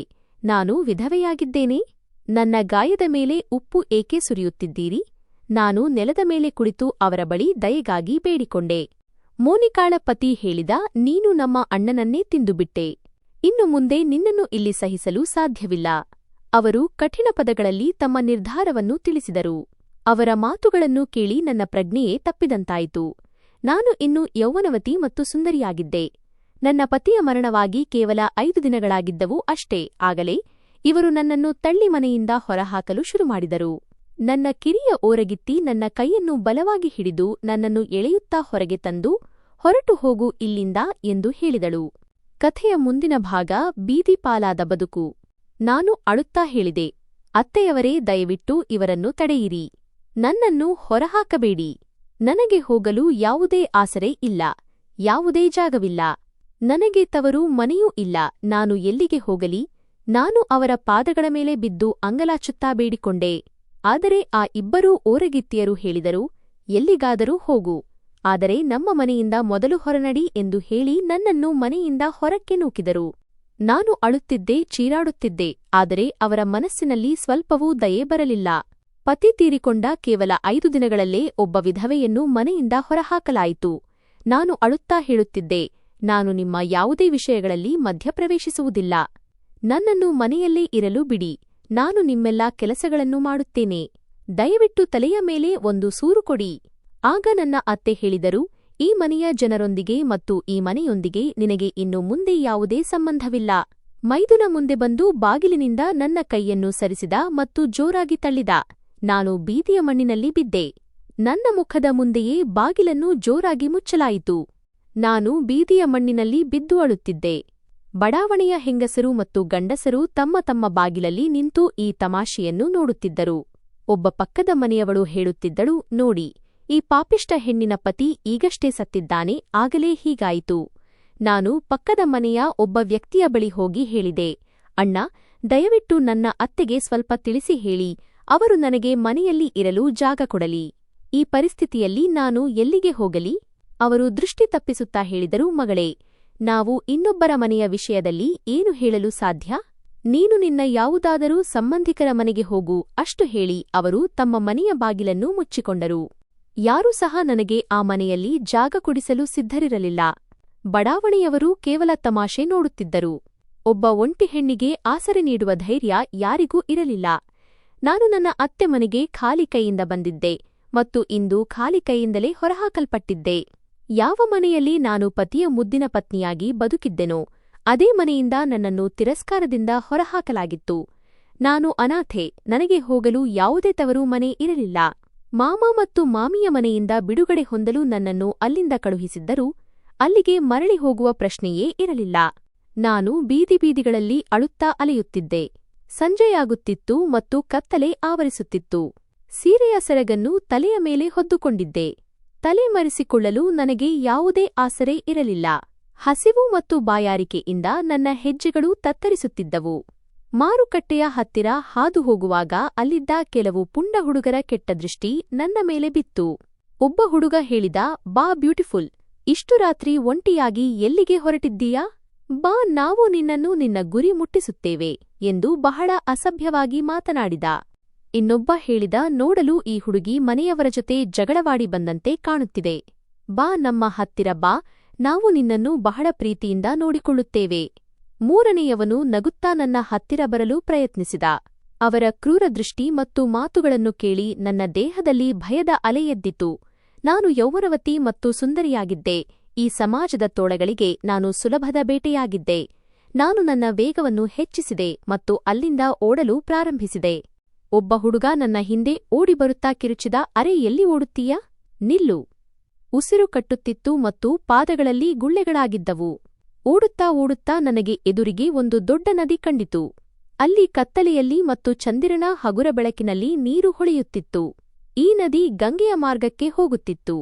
ಇದೇ ನದಿಯಲ್ಲಿ ನನ್ನ ಪತಿಯ ಅಸ್ಥಿಗಳನ್ನು ವಿಸರ್ಜಿಸಲಾಗಿತ್ತು. ಸುತ್ತಲೂ ಕತ್ತಲೆ ಆವರಿಸಿತ್ತು. ದೂರದವರೆಗೆ ಕೇವಲ ನೀರು ಮತ್ತು ಮಣ್ಣು ಕಾಣಿಸುತ್ತಿತ್ತು. ನಾನು ಹಿಂದೆ ತಿರುಗಿ ನೋಡಿದೆ. ಆ ಹುಡುಗರು ಅಲ್ಲಿಂದ ಹೊರಟು ಹೋಗಿದ್ದರು. ಬಹುಶಃ ಅವರಿಗೆ ನಾನು ಕಾಣಿಸುತ್ತಿರಲಿಲ್ಲ. ನಾನು ಸಮಾಧಾನದ ಉಸಿರು ಬಿಟ್ಟು ನದಿಯ ದಡದಲ್ಲಿ ಕುಳಿತುಕೊಂಡೆ.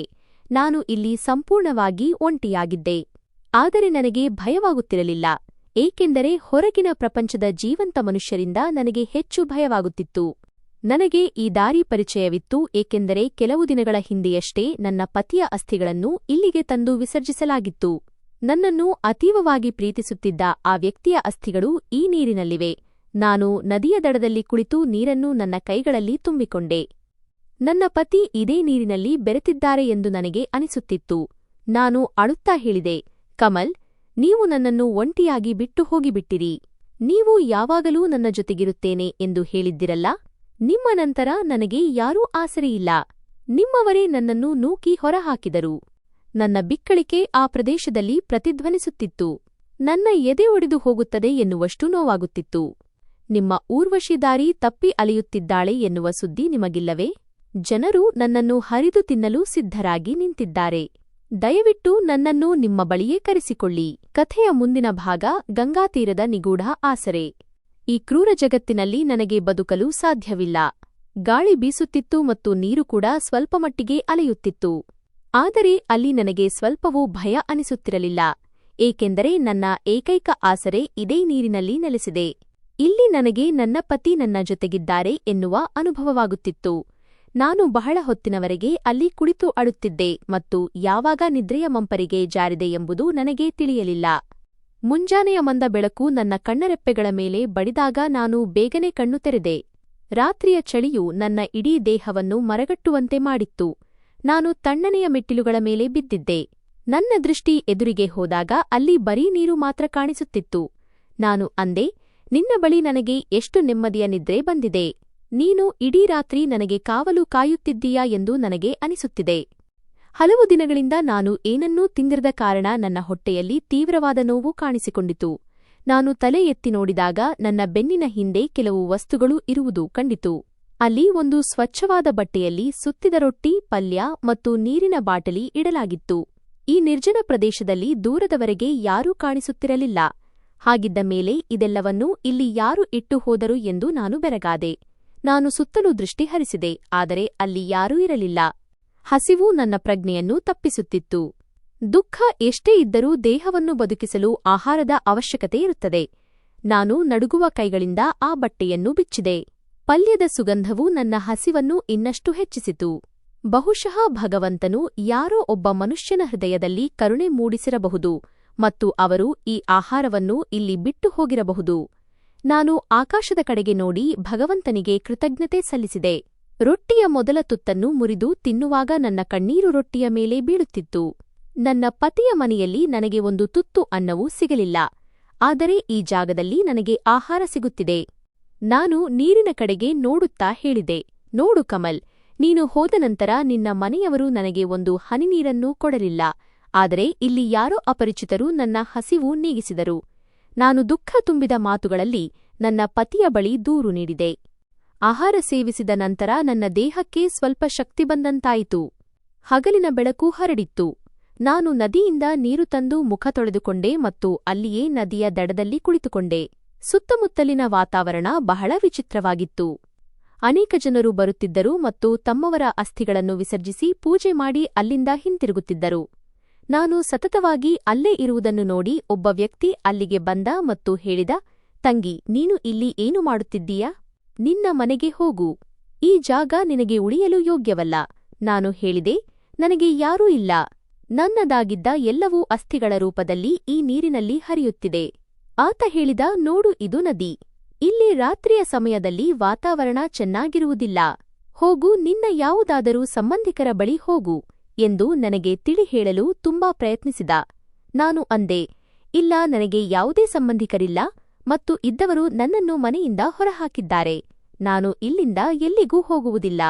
ನೀವು ನಿಮ್ಮ ಕೆಲಸ ನೋಡಿ ಎಂದು ನಾನು ಕಠಿಣವಾದ ಮಾತುಗಳಲ್ಲಿ ಅವರಿಗೆ ಅಲ್ಲಿಂದ ಹೋಗಲು ಸೂಚಿಸಿದೆ. ಅವರು ಹೇಳಿದರು, ಸರಿ, ನಿನಗೆ ತಿಳಿ ಹೇಳುವುದು ನನ್ನ ಕೆಲಸವಾಗಿತ್ತು. ನಾಳೆ ಏನಾದರೂ ತೊಂದರೆಯಾದರೆ ಬೇರೆಯವರನ್ನು ದೂಷಿಸಬೇಡ. ಆತ ಗುಣುಗುತ್ತಾ ಅಲ್ಲಿಂದ ಹೊರಟು ಹೋದ. ನಾನು ಮತ್ತೆ ಹರಿಯುತ್ತಿರುವ ಈ ನದಿಯ ಕಡೆಗೆ ನೋಡಿದೆ. ನನಗೆ ರಾತ್ರಿಯ ಭಯವಾಗಲಿ ಅಥವಾ ಹಗಲಿನ ಭಯವಾಗಲಿ ಕಾಡುತ್ತಿರಲಿಲ್ಲ. ನನ್ನೊಳಗಿದ್ದ ಭಯವು ಸತ್ತು ಹೋಗಿತ್ತು. ಜೀವನದ ಕಹಿಯು ಸಾವು ಮತ್ತು ಭಯದ ಅರ್ಥವನ್ನೇ ಕಳೆದುಕೊಳ್ಳುವಂತೆ ಮಾಡಿತ್ತು. ರಾತ್ರಿಯಾದಾಗ ನಾನು ಮತ್ತೆ ಅದೇ ಸ್ಥಿತಿಯಲ್ಲಿ ನದಿಯ ದಡದ ಮೆಟ್ಟಿಲುಗಳ ಮೇಲೆ ಮಲಗಿದೆ. ನನ್ನ ಕಣ್ಣುಗಳು ಮುಚ್ಚಿದ್ದವು, ಆದರೆ ನಿದ್ರೆ ಮಾತ್ರ ಹತ್ತಿರ ಸುಳಿಯುತ್ತಿರಲಿಲ್ಲ. ತಣ್ಣನೆಯ ಗಾಳಿ ನನ್ನ ದೇಹವನ್ನು ಗಡ್ಡೆಗಟ್ಟುವಂತೆ ಮಾಡುತ್ತಿತ್ತು. ನಾನು ಚಳಿಯಿಂದ ನಡುಗುತ್ತಿದ್ದೆ. ಇದ್ದಕ್ಕಿದ್ದಂತೆ ಯಾರೋ ಒಬ್ಬರು ಅತ್ಯಂತ ಮೃದುವಾಗಿ ಮತ್ತು ಪ್ರೀತಿಯಿಂದ ನನ್ನ ತಲೆಯ ಮೇಲೆ ಕೈ ಸವರುತ್ತಿರುವಂತೆ ಅನಿಸಿತು. ಆ ಸ್ಪರ್ಶವು ಎಷ್ಟು ಹಿತವಾಗಿತ್ತು ಎಂದರೆ ನನ್ನ ಎಲ್ಲಾ ಆಯಾಸವೂ ಮರೆಯಾಯಿತು. ಯಾರು ನೀವು? ಈ ಕತ್ತಲೆಯಲ್ಲಿ ನನ್ನ ಒಂಟಿತನದ ಸಂಗಾತಿಯಾಗುತ್ತಿರುವವರು ಯಾರು ಎಂದು ನಾನು ನಿದ್ರೆ ಮಂಪರಿನಲ್ಲಿರುವ ಧ್ವನಿಯಲ್ಲಿ ಕೇಳಿದೆ. ಆದರೆ ಯಾರೂ ಉತ್ತರಿಸಲಿಲ್ಲ. ಆ ಕೈ ಇನ್ನೂ ನನ್ನ ತಲೆಯನ್ನು ಸವರುತ್ತಲೇ ಇತ್ತು ಮತ್ತು ನಾನು ಗಾಢನಿದ್ರೆಯ ಲೋಕಕ್ಕೆ ಜಾರಿದೆ. ಮರುದಿನ ಬೆಳಿಗ್ಗೆ ನನ್ನ ಕಣ್ಣು ತೆರೆದಾಗ ನಾನು ಬೆಚ್ಚಿಬಿದ್ದು ಆಚೀಚೆ ನೋಡಿದೆ. ಅಲ್ಲಿ ಯಾರೂ ಇರಲಿಲ್ಲ. ಆದರೆ ನನ್ನ ಬೆನ್ನಿನ ಹಿಂದೆ ಇಂದು ಮತ್ತೆ ಆಹಾರ ಮತ್ತು ನೀರು ಇಡಲಾಗಿತ್ತು. ಅದರ ಜೊತೆಗೆ ಒಂದು ದಪ್ಪನೆಯ ಬೆಚ್ಚಗಿನ ಹೊದಿಕೆಯೂ ಇತ್ತು. ನಾನು ರಾತ್ರಿಯ ಚಳಿಯಿಂದ ರಕ್ಷಿಸಿಕೊಳ್ಳಲಿ ಎಂಬ ಕಾರಣಕ್ಕೆ ಅದನ್ನು ಇರಿಸಲಾಗಿತ್ತು. ಈ ಹೊದಿಕೆಯನ್ನು ನನಗಾಗಿ ಯಾರು ತಂದಿದ್ದಾರೆ? ನಾನು ಹೊದಿಕೆಯನ್ನು ಕೈಯಲ್ಲಿ ಹಿಡಿದು ಆಶ್ಚರ್ಯದಿಂದ ನೋಡಿದೆ. ಆ ಹೊದಿಕೆ ಸಂಪೂರ್ಣವಾಗಿ ಹೊಸದಾಗಿತ್ತು ಮತ್ತು ಬೆಚ್ಚಗಿತ್ತು. ನಾನು ಅದನ್ನು ಹೆಗಲ ಮೇಲೆ ಹೊದ್ದುಕೊಂಡೆ. ಚಳಿಯ ಅನುಭವವೂ ಮಾಯವಾಯಿತು. ಇವರು ಯಾರೇ ಆಗಿರಲಿ, ಭಗವಂತ ಅವರಿಗೆ ಒಳ್ಳೆಯದನ್ನು ಮಾಡಲಿ, ಏಕೆಂದರೆ ಅವರು ಅನಾಥೆಯಾದ ನನ್ನನ್ನು ಚಳಿಯಿಂದ ರಕ್ಷಿಸಿದ್ದರು. ನಾನು ಆ ಹೊದಿಕೆಯನ್ನು ಎದೆಗೆ ಅಪ್ಪಿಕೊಂಡು ಅಳುತ್ತಾ ಪ್ರಾರ್ಥಿಸಿದೆ.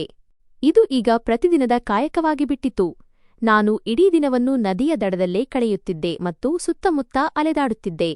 ರಾತ್ರಿ ಕತ್ತಲೆಯಾದಂತೆ ನನಗೆ ಆ ಅಪರಿಚಿತ ಸ್ಪರ್ಶದ ಕಾಯುವಿಕೆ ಪ್ರಾರಂಭವಾಗುತ್ತಿತ್ತು. ಪ್ರತಿ ರಾತ್ರಿ ನಾನು ಮಲಗಿದಾಗ ಯಾರೋ ಬರುತ್ತಿದ್ದರು, ನನ್ನ ತಲೆಯ ಮೇಲೆ ಕೈ ಸವರುತ್ತಿದ್ದರು ಮತ್ತು ಬೆಳಿಗ್ಗೆ ನನಗಾಗಿ ಆಹಾರವನ್ನು ಇಟ್ಟು ಹೋಗುತ್ತಿದ್ದರು. ಕಥೆಯ ಮುಂದಿನ ಭಾಗ, ನಿಗೂಢ ನೆರಳಿನ ರಹಸ್ಯ.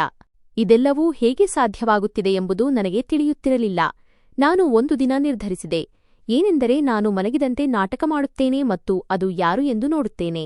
ನನ್ನ ಹಸಿವು ಮತ್ತು ಚಳಿಗೆ ವ್ಯವಸ್ಥೆಯಂತೂ ಆಗಿತ್ತು. ಆದರೆ ಈಗ ನನ್ನ ತಲೆಯಲ್ಲಿ ಒಂದು ಹೊಸ ಚಂಡಮಾರುತ ಎದ್ದಿತ್ತು. ಈ ನಿರ್ಜನ ನದಿಯ ದಡಕ್ಕೆ ಇಷ್ಟು ಶಿಸ್ತಿನಿಂದ ಪ್ರತಿದಿನ ಬರುವ ಆ ಮನುಷ್ಯ ಯಾರು? ಇಲ್ಲಿ ಹಗಲಿನಲ್ಲಿಯೂ ಬರಲು ಜನರು ಹೆದರುತ್ತಾರೆ. ಅಂದ ಮೇಲೆ ರಾತ್ರಿಯ ಕತ್ತಲೆಯಲ್ಲಿ ನನ್ನ ಮೇಲೆ ನಿಗಾ ಇಟ್ಟಿರುವವರು ಯಾರು? ನನ್ನ ಬುದ್ಧಿಯೂ ಕೆಲಸ ಮಾಡುತ್ತಿರಲಿಲ್ಲ. ಅವರು ಮನುಷ್ಯರೋ ಅಥವಾ ಯಾವುದಾದರೂ ಆತ್ಮವೋ? ಒಂದು ವೇಳೆ ಮನುಷ್ಯರೇ ಆಗಿದ್ದರೆ ನನ್ನ ಮುಂದೆ ಯಾಕೆ ಬರುತ್ತಿಲ್ಲ? ಈಗ ನನಗೆ ಈ ಅಪರಿಚಿತ ಸ್ಥಿತಿಯ ಬಗ್ಗೆ ಭಯವಾಗತೊಡಗಿತ್ತು. ನಾನು ಯೌವನವತಿ ಮತ್ತು ಸುಂದರ ಹೆಣ್ಣಾಗಿದ್ದೆ. ಈ ರೀತಿ ರಾತ್ರಿಯ ಕತ್ತಲೆಯಲ್ಲಿ ಯಾರೋ ಅಪರಿಚಿತ ಗಂಡಸು ನನ್ನ ಹತ್ತಿರ ಬರುವುದು ನನಗೆ ತುಂಬಾ ಭಯ ಹುಟ್ಟಿಸುತ್ತಿತ್ತು. ಎಲ್ಲಿ ಇದು ನನ್ನ ಅಸಹಾಯಕತೆಯ ಲಾಭ ಪಡೆಯಲು ಬಯಸುವ ವ್ಯಕ್ತಿಯಾಗಿರಬಾರದಲ್ಲ ಎಂಬ ಭಯಾನಕ ಆಲೋಚನೆ ನನ್ನ ಮನಸ್ಸನ್ನು ಬಡಿಯಿತು ಮತ್ತು ನಾನು ನಡುಗಿಹೋದೆ. ಒಂದು ದಿನ ಮಧ್ಯಾಹ್ನದ ಸಮಯದಲ್ಲಿ ಬಹುಶಃ ಮಳೆ ಶುರುವಾಯಿತು. ಆಕಾಶದಲ್ಲಿ ಕಪ್ಪು ಮೋಡಗಳು ಕವಿದವು ಮತ್ತು ಜೋರಾದ ಗಾಳಿ ಬೀಸತೊಡಗಿತು. ನಾನು ಇನ್ನೂ ಆ ಬದಿಯಲ್ಲಿರುವ ಮೆಟ್ಟಿಲುಗಳ ಮೇಲೆ ಕುಳಿತಿದ್ದೆ ಮತ್ತು ಮಳೆಯಲ್ಲಿ ನೆನೆಯುತ್ತಿದ್ದೆ. ನಾನು ಭಗವಂತನಲ್ಲಿ ಪ್ರಾರ್ಥಿಸುತ್ತಿದ್ದೆ, ಓ ದೇವರೇ, ನನಗೆ ಸಹಾಯ ಮಾಡು. ನನಗೆ ತಲೆಮರೆಸಿಕೊಳ್ಳಲು ಜಾಗವೂ ಇಲ್ಲ ಎಂದು ಆಕಾಶದ ಕಡೆ ಮುಖ ಮಾಡಿ ಪ್ರಾರ್ಥಿಸಿದೆ. ನಾನು ಓಡಿಹೋಗಿ ಸ್ವಲ್ಪ ದೂರದಲ್ಲಿದ್ದ ಒಂದು ಸಣ್ಣ ಮರದ ಕೆಳಗೆ ಕುಳಿತುಕೊಂಡೆ. ಆದರೆ ಮಳೆ ನಿಲ್ಲುವ ಹೆಸರನ್ನೇ ಎತ್ತುತ್ತಿರಲಿಲ್ಲ. ನಾನು ಸಂಪೂರ್ಣವಾಗಿ ನೆನೆದು ಹೋಗಿದ್ದೆ. ಮಳೆ ನಿಂತಿತು, ಆದರೆ ಚಳಿ ಹೆಚ್ಚಾಗತೊಡಗಿತು. ನಾನು ನಡುಗುತ್ತಾ ಮತ್ತೆ ಮೆಟ್ಟಿಲುಗಳ ಮೇಲೆ ಬಂದು ಕುಳಿತುಕೊಂಡೆ. ಯಾರೋ ಅಪರಿಚಿತರು ನೀಡಿದ್ದ ಬೆಚ್ಚಗಿನ ಹೊದಿಕೆಯನ್ನು ಮೈಮೇಲೆ ಸುತ್ತಿಕೊಂಡೆ. ಇಂದು ರಾತ್ರಿ ಬಹುಶಃ ಅವರು ಬರುವುದಿಲ್ಲ ಎಂದುಕೊಂಡೆ. ದಾರಿಗಳೆಲ್ಲ ಹಾಳಾಗಿರಬಹುದು, ಎಲ್ಲೆಡೆ ಕೆಸರಿರಬಹುದು ಎಂದು ನನಗೆ ನಾನೇ ಸಮಾಧಾನ ಮಾಡಿಕೊಂಡೆ. ನಾನು ಒದ್ದೆಯಾದ ಮೆಟ್ಟಿಲುಗಳ ಮೇಲೆಯೇ ಹೊದಿಕೆ ಹಾಸಿ ಮಲಗಿದೆ ಮತ್ತು ಚಳಿಯಿಂದ ನಡುಗುತ್ತಿದ್ದೆ. ಆದರೆ ಮರುದಿನ ಬೆಳಿಗ್ಗೆ ನನ್ನ ಕಣ್ಣು ತೆರೆದಾಗ ನನ್ನ ಆಶ್ಚರ್ಯಕ್ಕೆ ಪಾರವೇ ಇರಲಿಲ್ಲ. ಅಲ್ಲಿ ಆಹಾರವಷ್ಟೇ ಅಲ್ಲದೆ ಬಿಸಿ ಚಹಾದ ಥರ್ಮಸ್ ಕೂಡ ಇತ್ತು, ಜೊತೆಗೆ 1 ಕಪ್ ಮತ್ತು ಕೆಲವು ಒಣಗಿದ ಬಟ್ಟೆಗಳನ್ನೂ ಇಡಲಾಗಿತ್ತು. ಇವರು ಮನುಷ್ಯರೇ ಹೌದು ಮತ್ತು ಅವರಿಗೆ ನನ್ನ ಪ್ರತಿಯೊಂದು ಅವಶ್ಯಕತೆಯ ಅರಿವಿದೆ. ಆದರೆ ಇವರು ನನ್ನ ಮುಂದೆ ಯಾಕೆ ಬರುತ್ತಿಲ್ಲ? ನಾನು ಥರ್ಮಸ್ನಿಂದ ಬಿಸಿ ಚಹಾವನ್ನು ಕಪ್ಗೆ ಸುರಿಯುತ್ತಾ ಆಶ್ಚರ್ಯ ಮತ್ತು ಭಯದ ಮಿಶ್ರಿತ ಭಾವನೆಯೊಂದಿಗೆ ಯೋಚಿಸಿದೆ. ಚಹಾದ ಬಿಸಿಯು ನನ್ನ ದೇಹಕ್ಕೆ ಶಕ್ತಿ ನೀಡಿತು. ಆದರೆ ನನ್ನ ಮನಸ್ಸಿನಲ್ಲಿ ಏಳುತ್ತಿದ್ದ ಪ್ರಶ್ನೆಗಳು ಕಡಿಮೆಯಾಗುತ್ತಿರಲಿಲ್ಲ. ಬಟ್ಟೆಗಳನ್ನು ಧರಿಸಿದ ನಂತರ ನನಗೆ ತುಂಬಾ ನೆಮ್ಮದಿ ಅನಿಸಿತು. ನಾನು ಇದೆಲ್ಲ ಸಾಮಾನುಗಳನ್ನು ತರುವವರ ಬಗ್ಗೆ ಯೋಚಿಸತೊಡಗಿದೆ. ಅಷ್ಟು ಒಳ್ಳೆಯ ಬಟ್ಟೆಗಳು ಮತ್ತು ಥರ್ಮಸ್ ಬಿಟ್ಟು ಹೋಗುವವರು ಬಡವರಾಗಿರಲು ಸಾಧ್ಯವೇ ಇರಲಿಲ್ಲ. ನಾನು ಎಲ್ಲಿಯವರೆಗೆ ಹೀಗೆ ಇಲ್ಲಿ ಬಿದ್ದಿರುತ್ತೇನೆ ಮತ್ತು ಎಲ್ಲಿಯವರೆಗೆ ಈ ಅಪರಿಚಿತ ವ್ಯಕ್ತಿಯ ಸಹಾಯದ ಮೇಲೆ ಬದುಕಲಿ? ಅವರು ಯಾರು ಎಂದು ನಾನು ಪತ್ತೆ ಹಚ್ಚಲೇಬೇಕು. ನಾನು ಮುಷ್ಟಿಬಿಗಿದು ಒಂದು ನಿರ್ಧಾರ ಮಾಡಿದೆ. ಯಾವುದೇ ಪರಿಸ್ಥಿತಿಯಲ್ಲೂ ಈ ರಹಸ್ಯದ ಪರದೆಯನ್ನು ಸರಿಸಲೇಬೇಕೆಂದು ನಿರ್ಧರಿಸಿದೆ. ಒಂದು ವೇಳೆ ಅವರು ಮನುಷ್ಯರಾಗಿದ್ದರೆ ನನಗೆ ಅವರ ಮುಖ ನೋಡಬೇಕಿತ್ತು. ಒಂದು ವೇಳೆ ಅವರು ಕೆಟ್ಟ ಉದ್ದೇಶ ಹೊಂದಿರುವವರಾಗಿದ್ದರೆ ನಾನು ನನ್ನನ್ನು ರಕ್ಷಿಸಿಕೊಳ್ಳಬೇಕಿತ್ತು. ನಾನು ಇಂದು ಅವರನ್ನು ಎದುರಿಸುತ್ತೇನೆ, ಬೇಕಾದರೆ ನನ್ನ ಪ್ರಾಣವೇ ಹೋಗಲಿ. ಇಂದು ರಾತ್ರಿ ನಾನು ನಿದ್ರಿಸುವುದಿಲ್ಲ, ಬದಲಾಗಿ ನಿದ್ರಿಸಿದಂತೆ ನಾಟಕ ಮಾಡುತ್ತೇನೆ ಎಂದು ನಿರ್ಧರಿಸಿದೆ. ಸಂಜೆಯ ಕತ್ತಲೆ ಗಾಢವಾಗುತ್ತಿತ್ತು. ಹಕ್ಕಿಗಳು ತಮ್ಮ ಗೂಡಿನ ಕಡೆಗೆ ಮರಳುತ್ತಿದ್ದವು. ನಾನು ಪ್ರತಿದಿನದಂತೆ ಮೆಟ್ಟಿಲುಗಳ ಮೇಲೆ ಹೊದಿಕೆ ಹಾಸಿ ಮಲಗಿದೆ. ನಾನು ಕಣ್ಣು ಮುಚ್ಚುತ್ತಾ ಮನಸ್ಸಿನಲ್ಲೇ ಹೇಳಿಕೊಂಡೆ, ಇಂದು ನಾನು ನಿನ್ನ ಅಸಲಿಯತ್ತನ್ನು ತಿಳಿದೇ ತೀರುತ್ತೇನೆ. ನೀನು ಯಾರೇ ಆಗಿದ್ದರೂ ನನ್ನ ಮುಂದೆ ಬರಲೇಬೇಕು. ನಾನು ಹೊದಿಕೆ ಹೊದ್ದುಕೊಂಡೆ. ನನ್ನ ಉಸಿರಾಟದ ವೇಗವನ್ನು ನಿದ್ರಿಸುತ್ತಿರುವ ಮನುಷ್ಯನಂತೆ ಮಾಡಿಕೊಂಡೆ ಮತ್ತು ಮರದ ಒಂದು ಸಣ್ಣ ಕೊಂಬೆಯನ್ನು ದಡಿ ಮುರಿದು ಹೊದಿಕೆಯ ಒಳಗೆ ನನ್ನ ಕೈಯಲ್ಲಿ ಗಟ್ಟಿಯಾಗಿ ಹಿಡಿದುಕೊಂಡೆ. ಸಮಯ ಕಳೆಯತೊಡಗಿತು. ಕಳೆದ ಪ್ರತಿಕ್ಷಣವೂ ನನ್ನ ಹೃದಯದ ಬಡಿತವನ್ನು ಹೆಚ್ಚಿಸುತ್ತಿತ್ತು. ರಾತ್ರಿಯ ಕತ್ತಲೆ ದಟ್ಟವಾಗಿತ್ತು. ಗಾಳಿಯಲ್ಲಿ ಒಂದು ವಿಚಿತ್ರ ಮೌನವಿತ್ತು ಮತ್ತು ಎಲ್ಲೋ ದೂರದಲ್ಲಿ ನಾಯಿಗಳು ಬೊಗಳುವ ಶಬ್ದ ಕೇಳಿಸುತ್ತಿತ್ತು. ನಾನು ಎಚ್ಚರವಾಗಿದ್ದೆ, ಆದರೆ ನನ್ನ ದೇಹವು ಸಂಪೂರ್ಣ ಮೌನವಾಗಿತ್ತು. ನನ್ನ ಸಣ್ಣ ಚಲನೆಯು ಅವರನ್ನು ಎಚ್ಚರಿಸಬಹುದು ಎಂಬ ಭಯ ನನಗಿತ್ತು. ನಾನು ಎಚ್ಚರವಾಗಿದ್ದೇನೆ ಎಂಬ ಸುಳಿವು ಅವರಿಗೆ ಸಿಗಬಾರದು. ನಾನು ಸಂಪೂರ್ಣ ನೇರವಾಗಿ ಮಲಗಿರಬೇಕು ಎಂದು ಮನಸ್ಸಿನಲ್ಲಿ ಯೋಚಿಸುತ್ತಾ ಕಣ್ಣುಗಳನ್ನು ಗಟ್ಟಿಯಾಗಿ ಮುಚ್ಚಿಕೊಂಡೆ. ಹಲವು ಗಂಟೆಗಳು ಕಳೆದವು. ನನ್ನ ತಾಳ್ಮೆ ಮುಗಿಯುತ್ತಾ ಬಂದಿತ್ತು ಮತ್ತು ನನಗೆ ನಿದ್ರೆ ಬರತೊಡಗಿತು. ನನ್ನ ಮೆದುಳು ಈಗ ಸುಸ್ತಾಗಿತ್ತು. ಆದರೆ ನಾನು ನನ್ನನ್ನು ನಿದ್ರಿಸಲು ಬಿಡಲಿಲ್ಲ. ಇಂದು ಅವರ ಮುಖ ನೋಡಲೇಬೇಕು ಎಂದು ಪದೇ ಪದೇ ನನಗೆ ನಾನೇ ನೆನಪಿಸಿಕೊಳ್ಳುತ್ತಿದ್ದೆ. ನೋವಿನ ಕಾರಣದಿಂದ ನಿದ್ರೆ ಬರದಂತೆ ಇರಲು ನಾನು ನನ್ನ ನಾಲಿಗೆಯನ್ನು ಹಲ್ಲುಗಳ ನಡುವೆ ಒತ್ತಿ ಹಿಡಿದಿದ್ದೆ. ಇದ್ದಕ್ಕಿದ್ದಂತೆ ನನಗೆ ಯಾರೋ ನಡೆಯುವ ಹಗುರವಾದ ಹೆಜ್ಜೆಗಳ ಶಬ್ದ ಕೇಳಿಸಿತು. ಯಾರೋ ನಡೆಯುವ ಶಬ್ದವು ನದಿಯ ಮೌನವನ್ನು ಭೇದಿಸಿತು. ಯಾರೋ ಮೆಲ್ಲನೆ ಹೆಜ್ಜೆ ಹಾಕುತ್ತಾ ನನ್ನ ಕಡೆಗೆ ಬರುತ್ತಿದ್ದರು. ನನ್ನ ಮೈಜುಮ್ ಎಂದಿತು. ನಾನು ನನ್ನ ಉಸಿರಾಟವನ್ನು ಇನ್ನಷ್ಟು ನಿಧಾನಗೊಳಿಸಿದೆ. ಹೃದಯ ಎಷ್ಟು ಜೋರಾಗಿ ಬಡಿಯುತ್ತಿತ್ತು ಎಂದರೆ ಅದರ ಶಬ್ದ ಆ ವ್ಯಕ್ತಿಗೆ ಕೇಳಿಸಿಬಿಡಬಹುದು ಎಂದು ನನಗೆ ಅನಿಸಿತು. ಅವರು ಸರಿಯಾಗಿ ನನ್ನ ಎದುರಿಗೆ ಬಂದು ನಿಂತರು. ಕಥೆಯ ಅಂತಿಮ ಭಾಗ, ರಕ್ಷಕನಾಗಿ ಬಂದ ಮಾವ.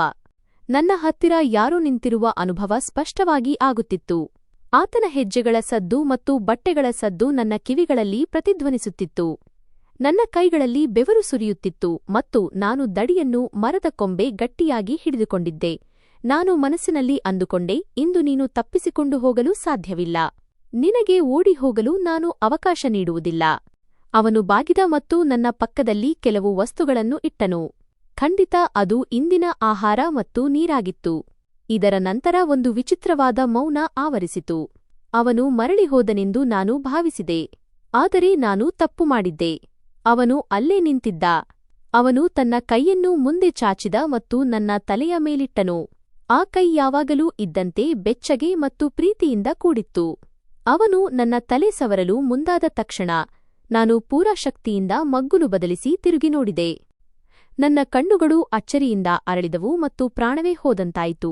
ನಾನು ಚಾದರದೊಳಗಿಂದ ಇದ್ದಕ್ಕಿದ್ದಂತೆ ಕೈ ಹೊರತೆಗೆದೆ. ದಡಿಯನ್ನು ಗಾಳಿಯಲ್ಲಿ ಬೀಸುತ್ತಾ ಪೂರಾ ಶಕ್ತಿಯಿಂದ ಚೀರಿ ಕೇಳಿದೆ, ಯಾರು ನೀನು? ಆ ಮನುಷ್ಯ ಗಾಬರಿಯಿಂದ 2 ಹೆಜ್ಜೆ ಹಿಂದೆ ಸರಿದನು ಮತ್ತು ಚಂದಿರನ ಮಂದ ಬೆಳಕು ಆತನ ಮುಖದ ಮೇಲೆ ಬಿತ್ತು.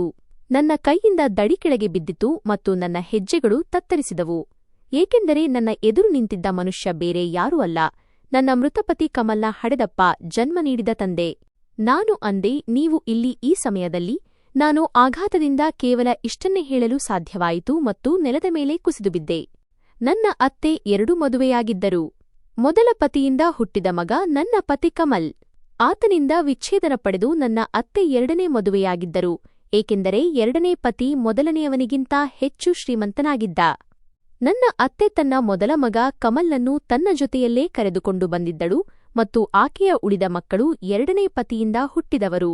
ಈ ವಿಷಯವನ್ನು ಮದುವೆಯಾದ 2-3 ತಿಂಗಳ ನಂತರ ನನ್ನ ಪತಿ ನನಗೆ ಹೇಳಿದ್ದರು ಮತ್ತು ತಮ್ಮ ಜನ್ಮದಾತ ತಂದೆಯ ಫೋಟೋವನ್ನು ತೋರಿಸಿದ್ದರು. ಅವರು ಅಚ್ಚುಕಟ್ಟಾಗಿ ನನ್ನ ಪತಿಯಂತೆಯೇ ಇದ್ದರು. ಆದರೆ ನನ್ನ ಅತ್ತೆ ಎಂದಿಗೂ ನನ್ನ ಪತಿಯನ್ನು ಆತನ ತಂದೆಯ ಬಳಿ ಸೇರಲು ಬಿಟ್ಟಿರಲಿಲ್ಲ. ಇದೇ ಕಾರಣಕ್ಕೆ ನಾನು ನನ್ನ ಮಾವನನ್ನು ಎಂದಿಗೂ ನೋಡಿರಲಿಲ್ಲ.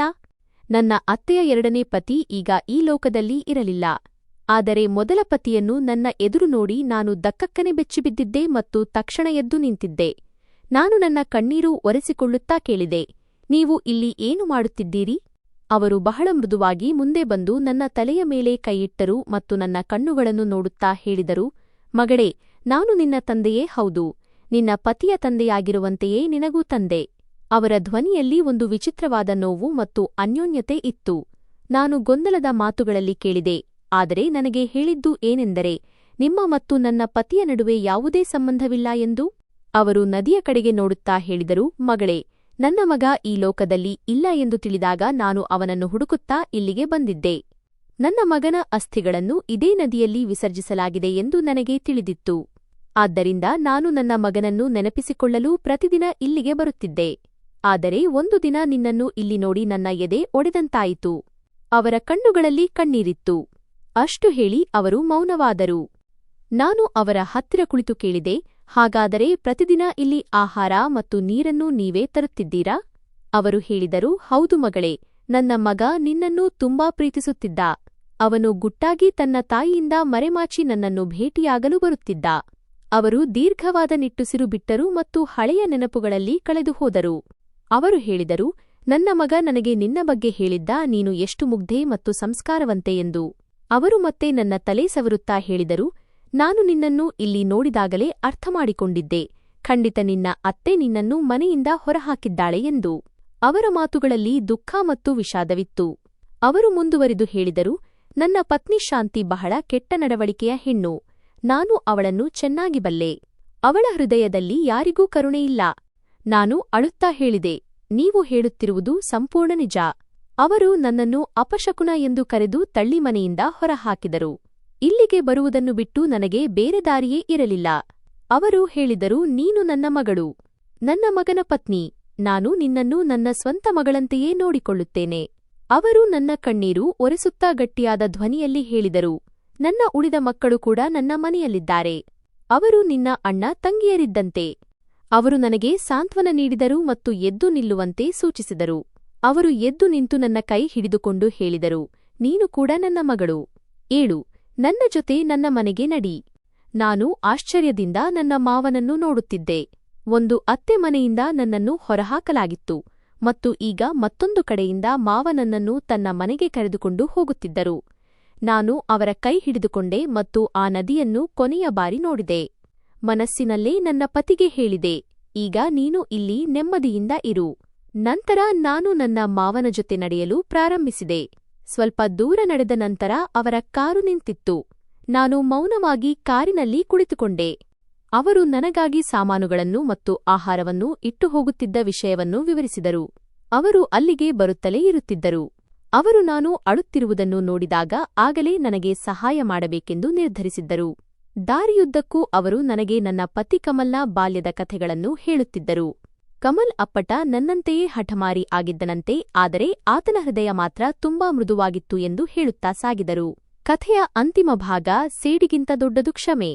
ನಾನು ಕೂಡ ಕಿಟಕಿಯಿಂದ ಹೊರಗೆ ನೋಡುತ್ತಾ ಕಮಲನ ಪ್ರೀತಿಯೇ ನನಗೆ ಸರ್ವಸ್ವವಾಗಿತ್ತು ಎಂದು ಅವರಿಗೆ ತಿಳಿಸಿದೆ. ಅವರು ಹೋದ ನಂತರ ನನ್ನ ಜೀವನವೇ ಮುಗಿದು ಹೋಯಿತು ಎಂದು ನನಗೆ ಅನಿಸಿತ್ತು. ಈಗ ನಾವು ವಿಶಾಲವಾದ ಮತ್ತು ಒಂದು ದೊಡ್ಡ ಮನೆಯ ಮುಂದೆ ಬಂದು ನಿಂತಿದ್ದೆವು. ಅವರು ನನ್ನನ್ನು ತಮ್ಮ ಮನೆಯೊಳಗೆ ಕರೆದುಕೊಂಡು ಹೋದರು. ಅವರು ಬಾಗಿಲು ತಟ್ಟಿದಾಗ ಒಬ್ಬ ಮಹಿಳೆ ಬಾಗಿಲು ತೆರೆದಳು. ಅವಳು ನನ್ನ ಮಾವನ 2ನೇ ಪತ್ನಿಯಾಗಿದ್ದಳು. ನನ್ನ ಮಾವನವರು ನನ್ನನ್ನು ಅವರಿಗೆ ಪರಿಚಯಿಸಿದರು ಮತ್ತು ಅವರು ನನ್ನನ್ನು ಅಪ್ಪಿಕೊಂಡರು. ಮಾವನವರು ತಮ್ಮ ಪತ್ನಿಯ ಬಳಿ ಹೆಮ್ಮೆಯಿಂದ ಹೇಳಿದರು, ಇವಳು ನನ್ನ ಹಿರಿಯ ಮಗನ ಕುರುಹು. ಇಂದಿನಿಂದ ಇವಳು ಈ ಮನೆಯ ಹಿರಿಯ ಮಗಳು. ಅವರು ಹೇಳಿದರು, ಬಾ ಮಗಳೇ, ಈ ಮನೆಗೆ ನಿನಗೆ ಸ್ವಾಗತ. ಅದರ ನಂತರ ಅವರು ನನ್ನನ್ನು ಆ ಮನೆಯಲ್ಲಿ ತಮ್ಮ ಸ್ವಂತ ಮಗಳಂತೆಯೇ ನೋಡಿಕೊಂಡರು. ನನಗೆ ಒಂದು ಸುಂದರವಾದ ಮತ್ತು ಬೆಚ್ಚಗಿನ ಕೋಣೆಯನ್ನು ನೀಡಲಾಗಿತ್ತು. ಅಲ್ಲಿ ನನ್ನ ಅಗತ್ಯದ ಪ್ರತಿಯೊಂದು ವಸ್ತುವೂ ಇತ್ತು.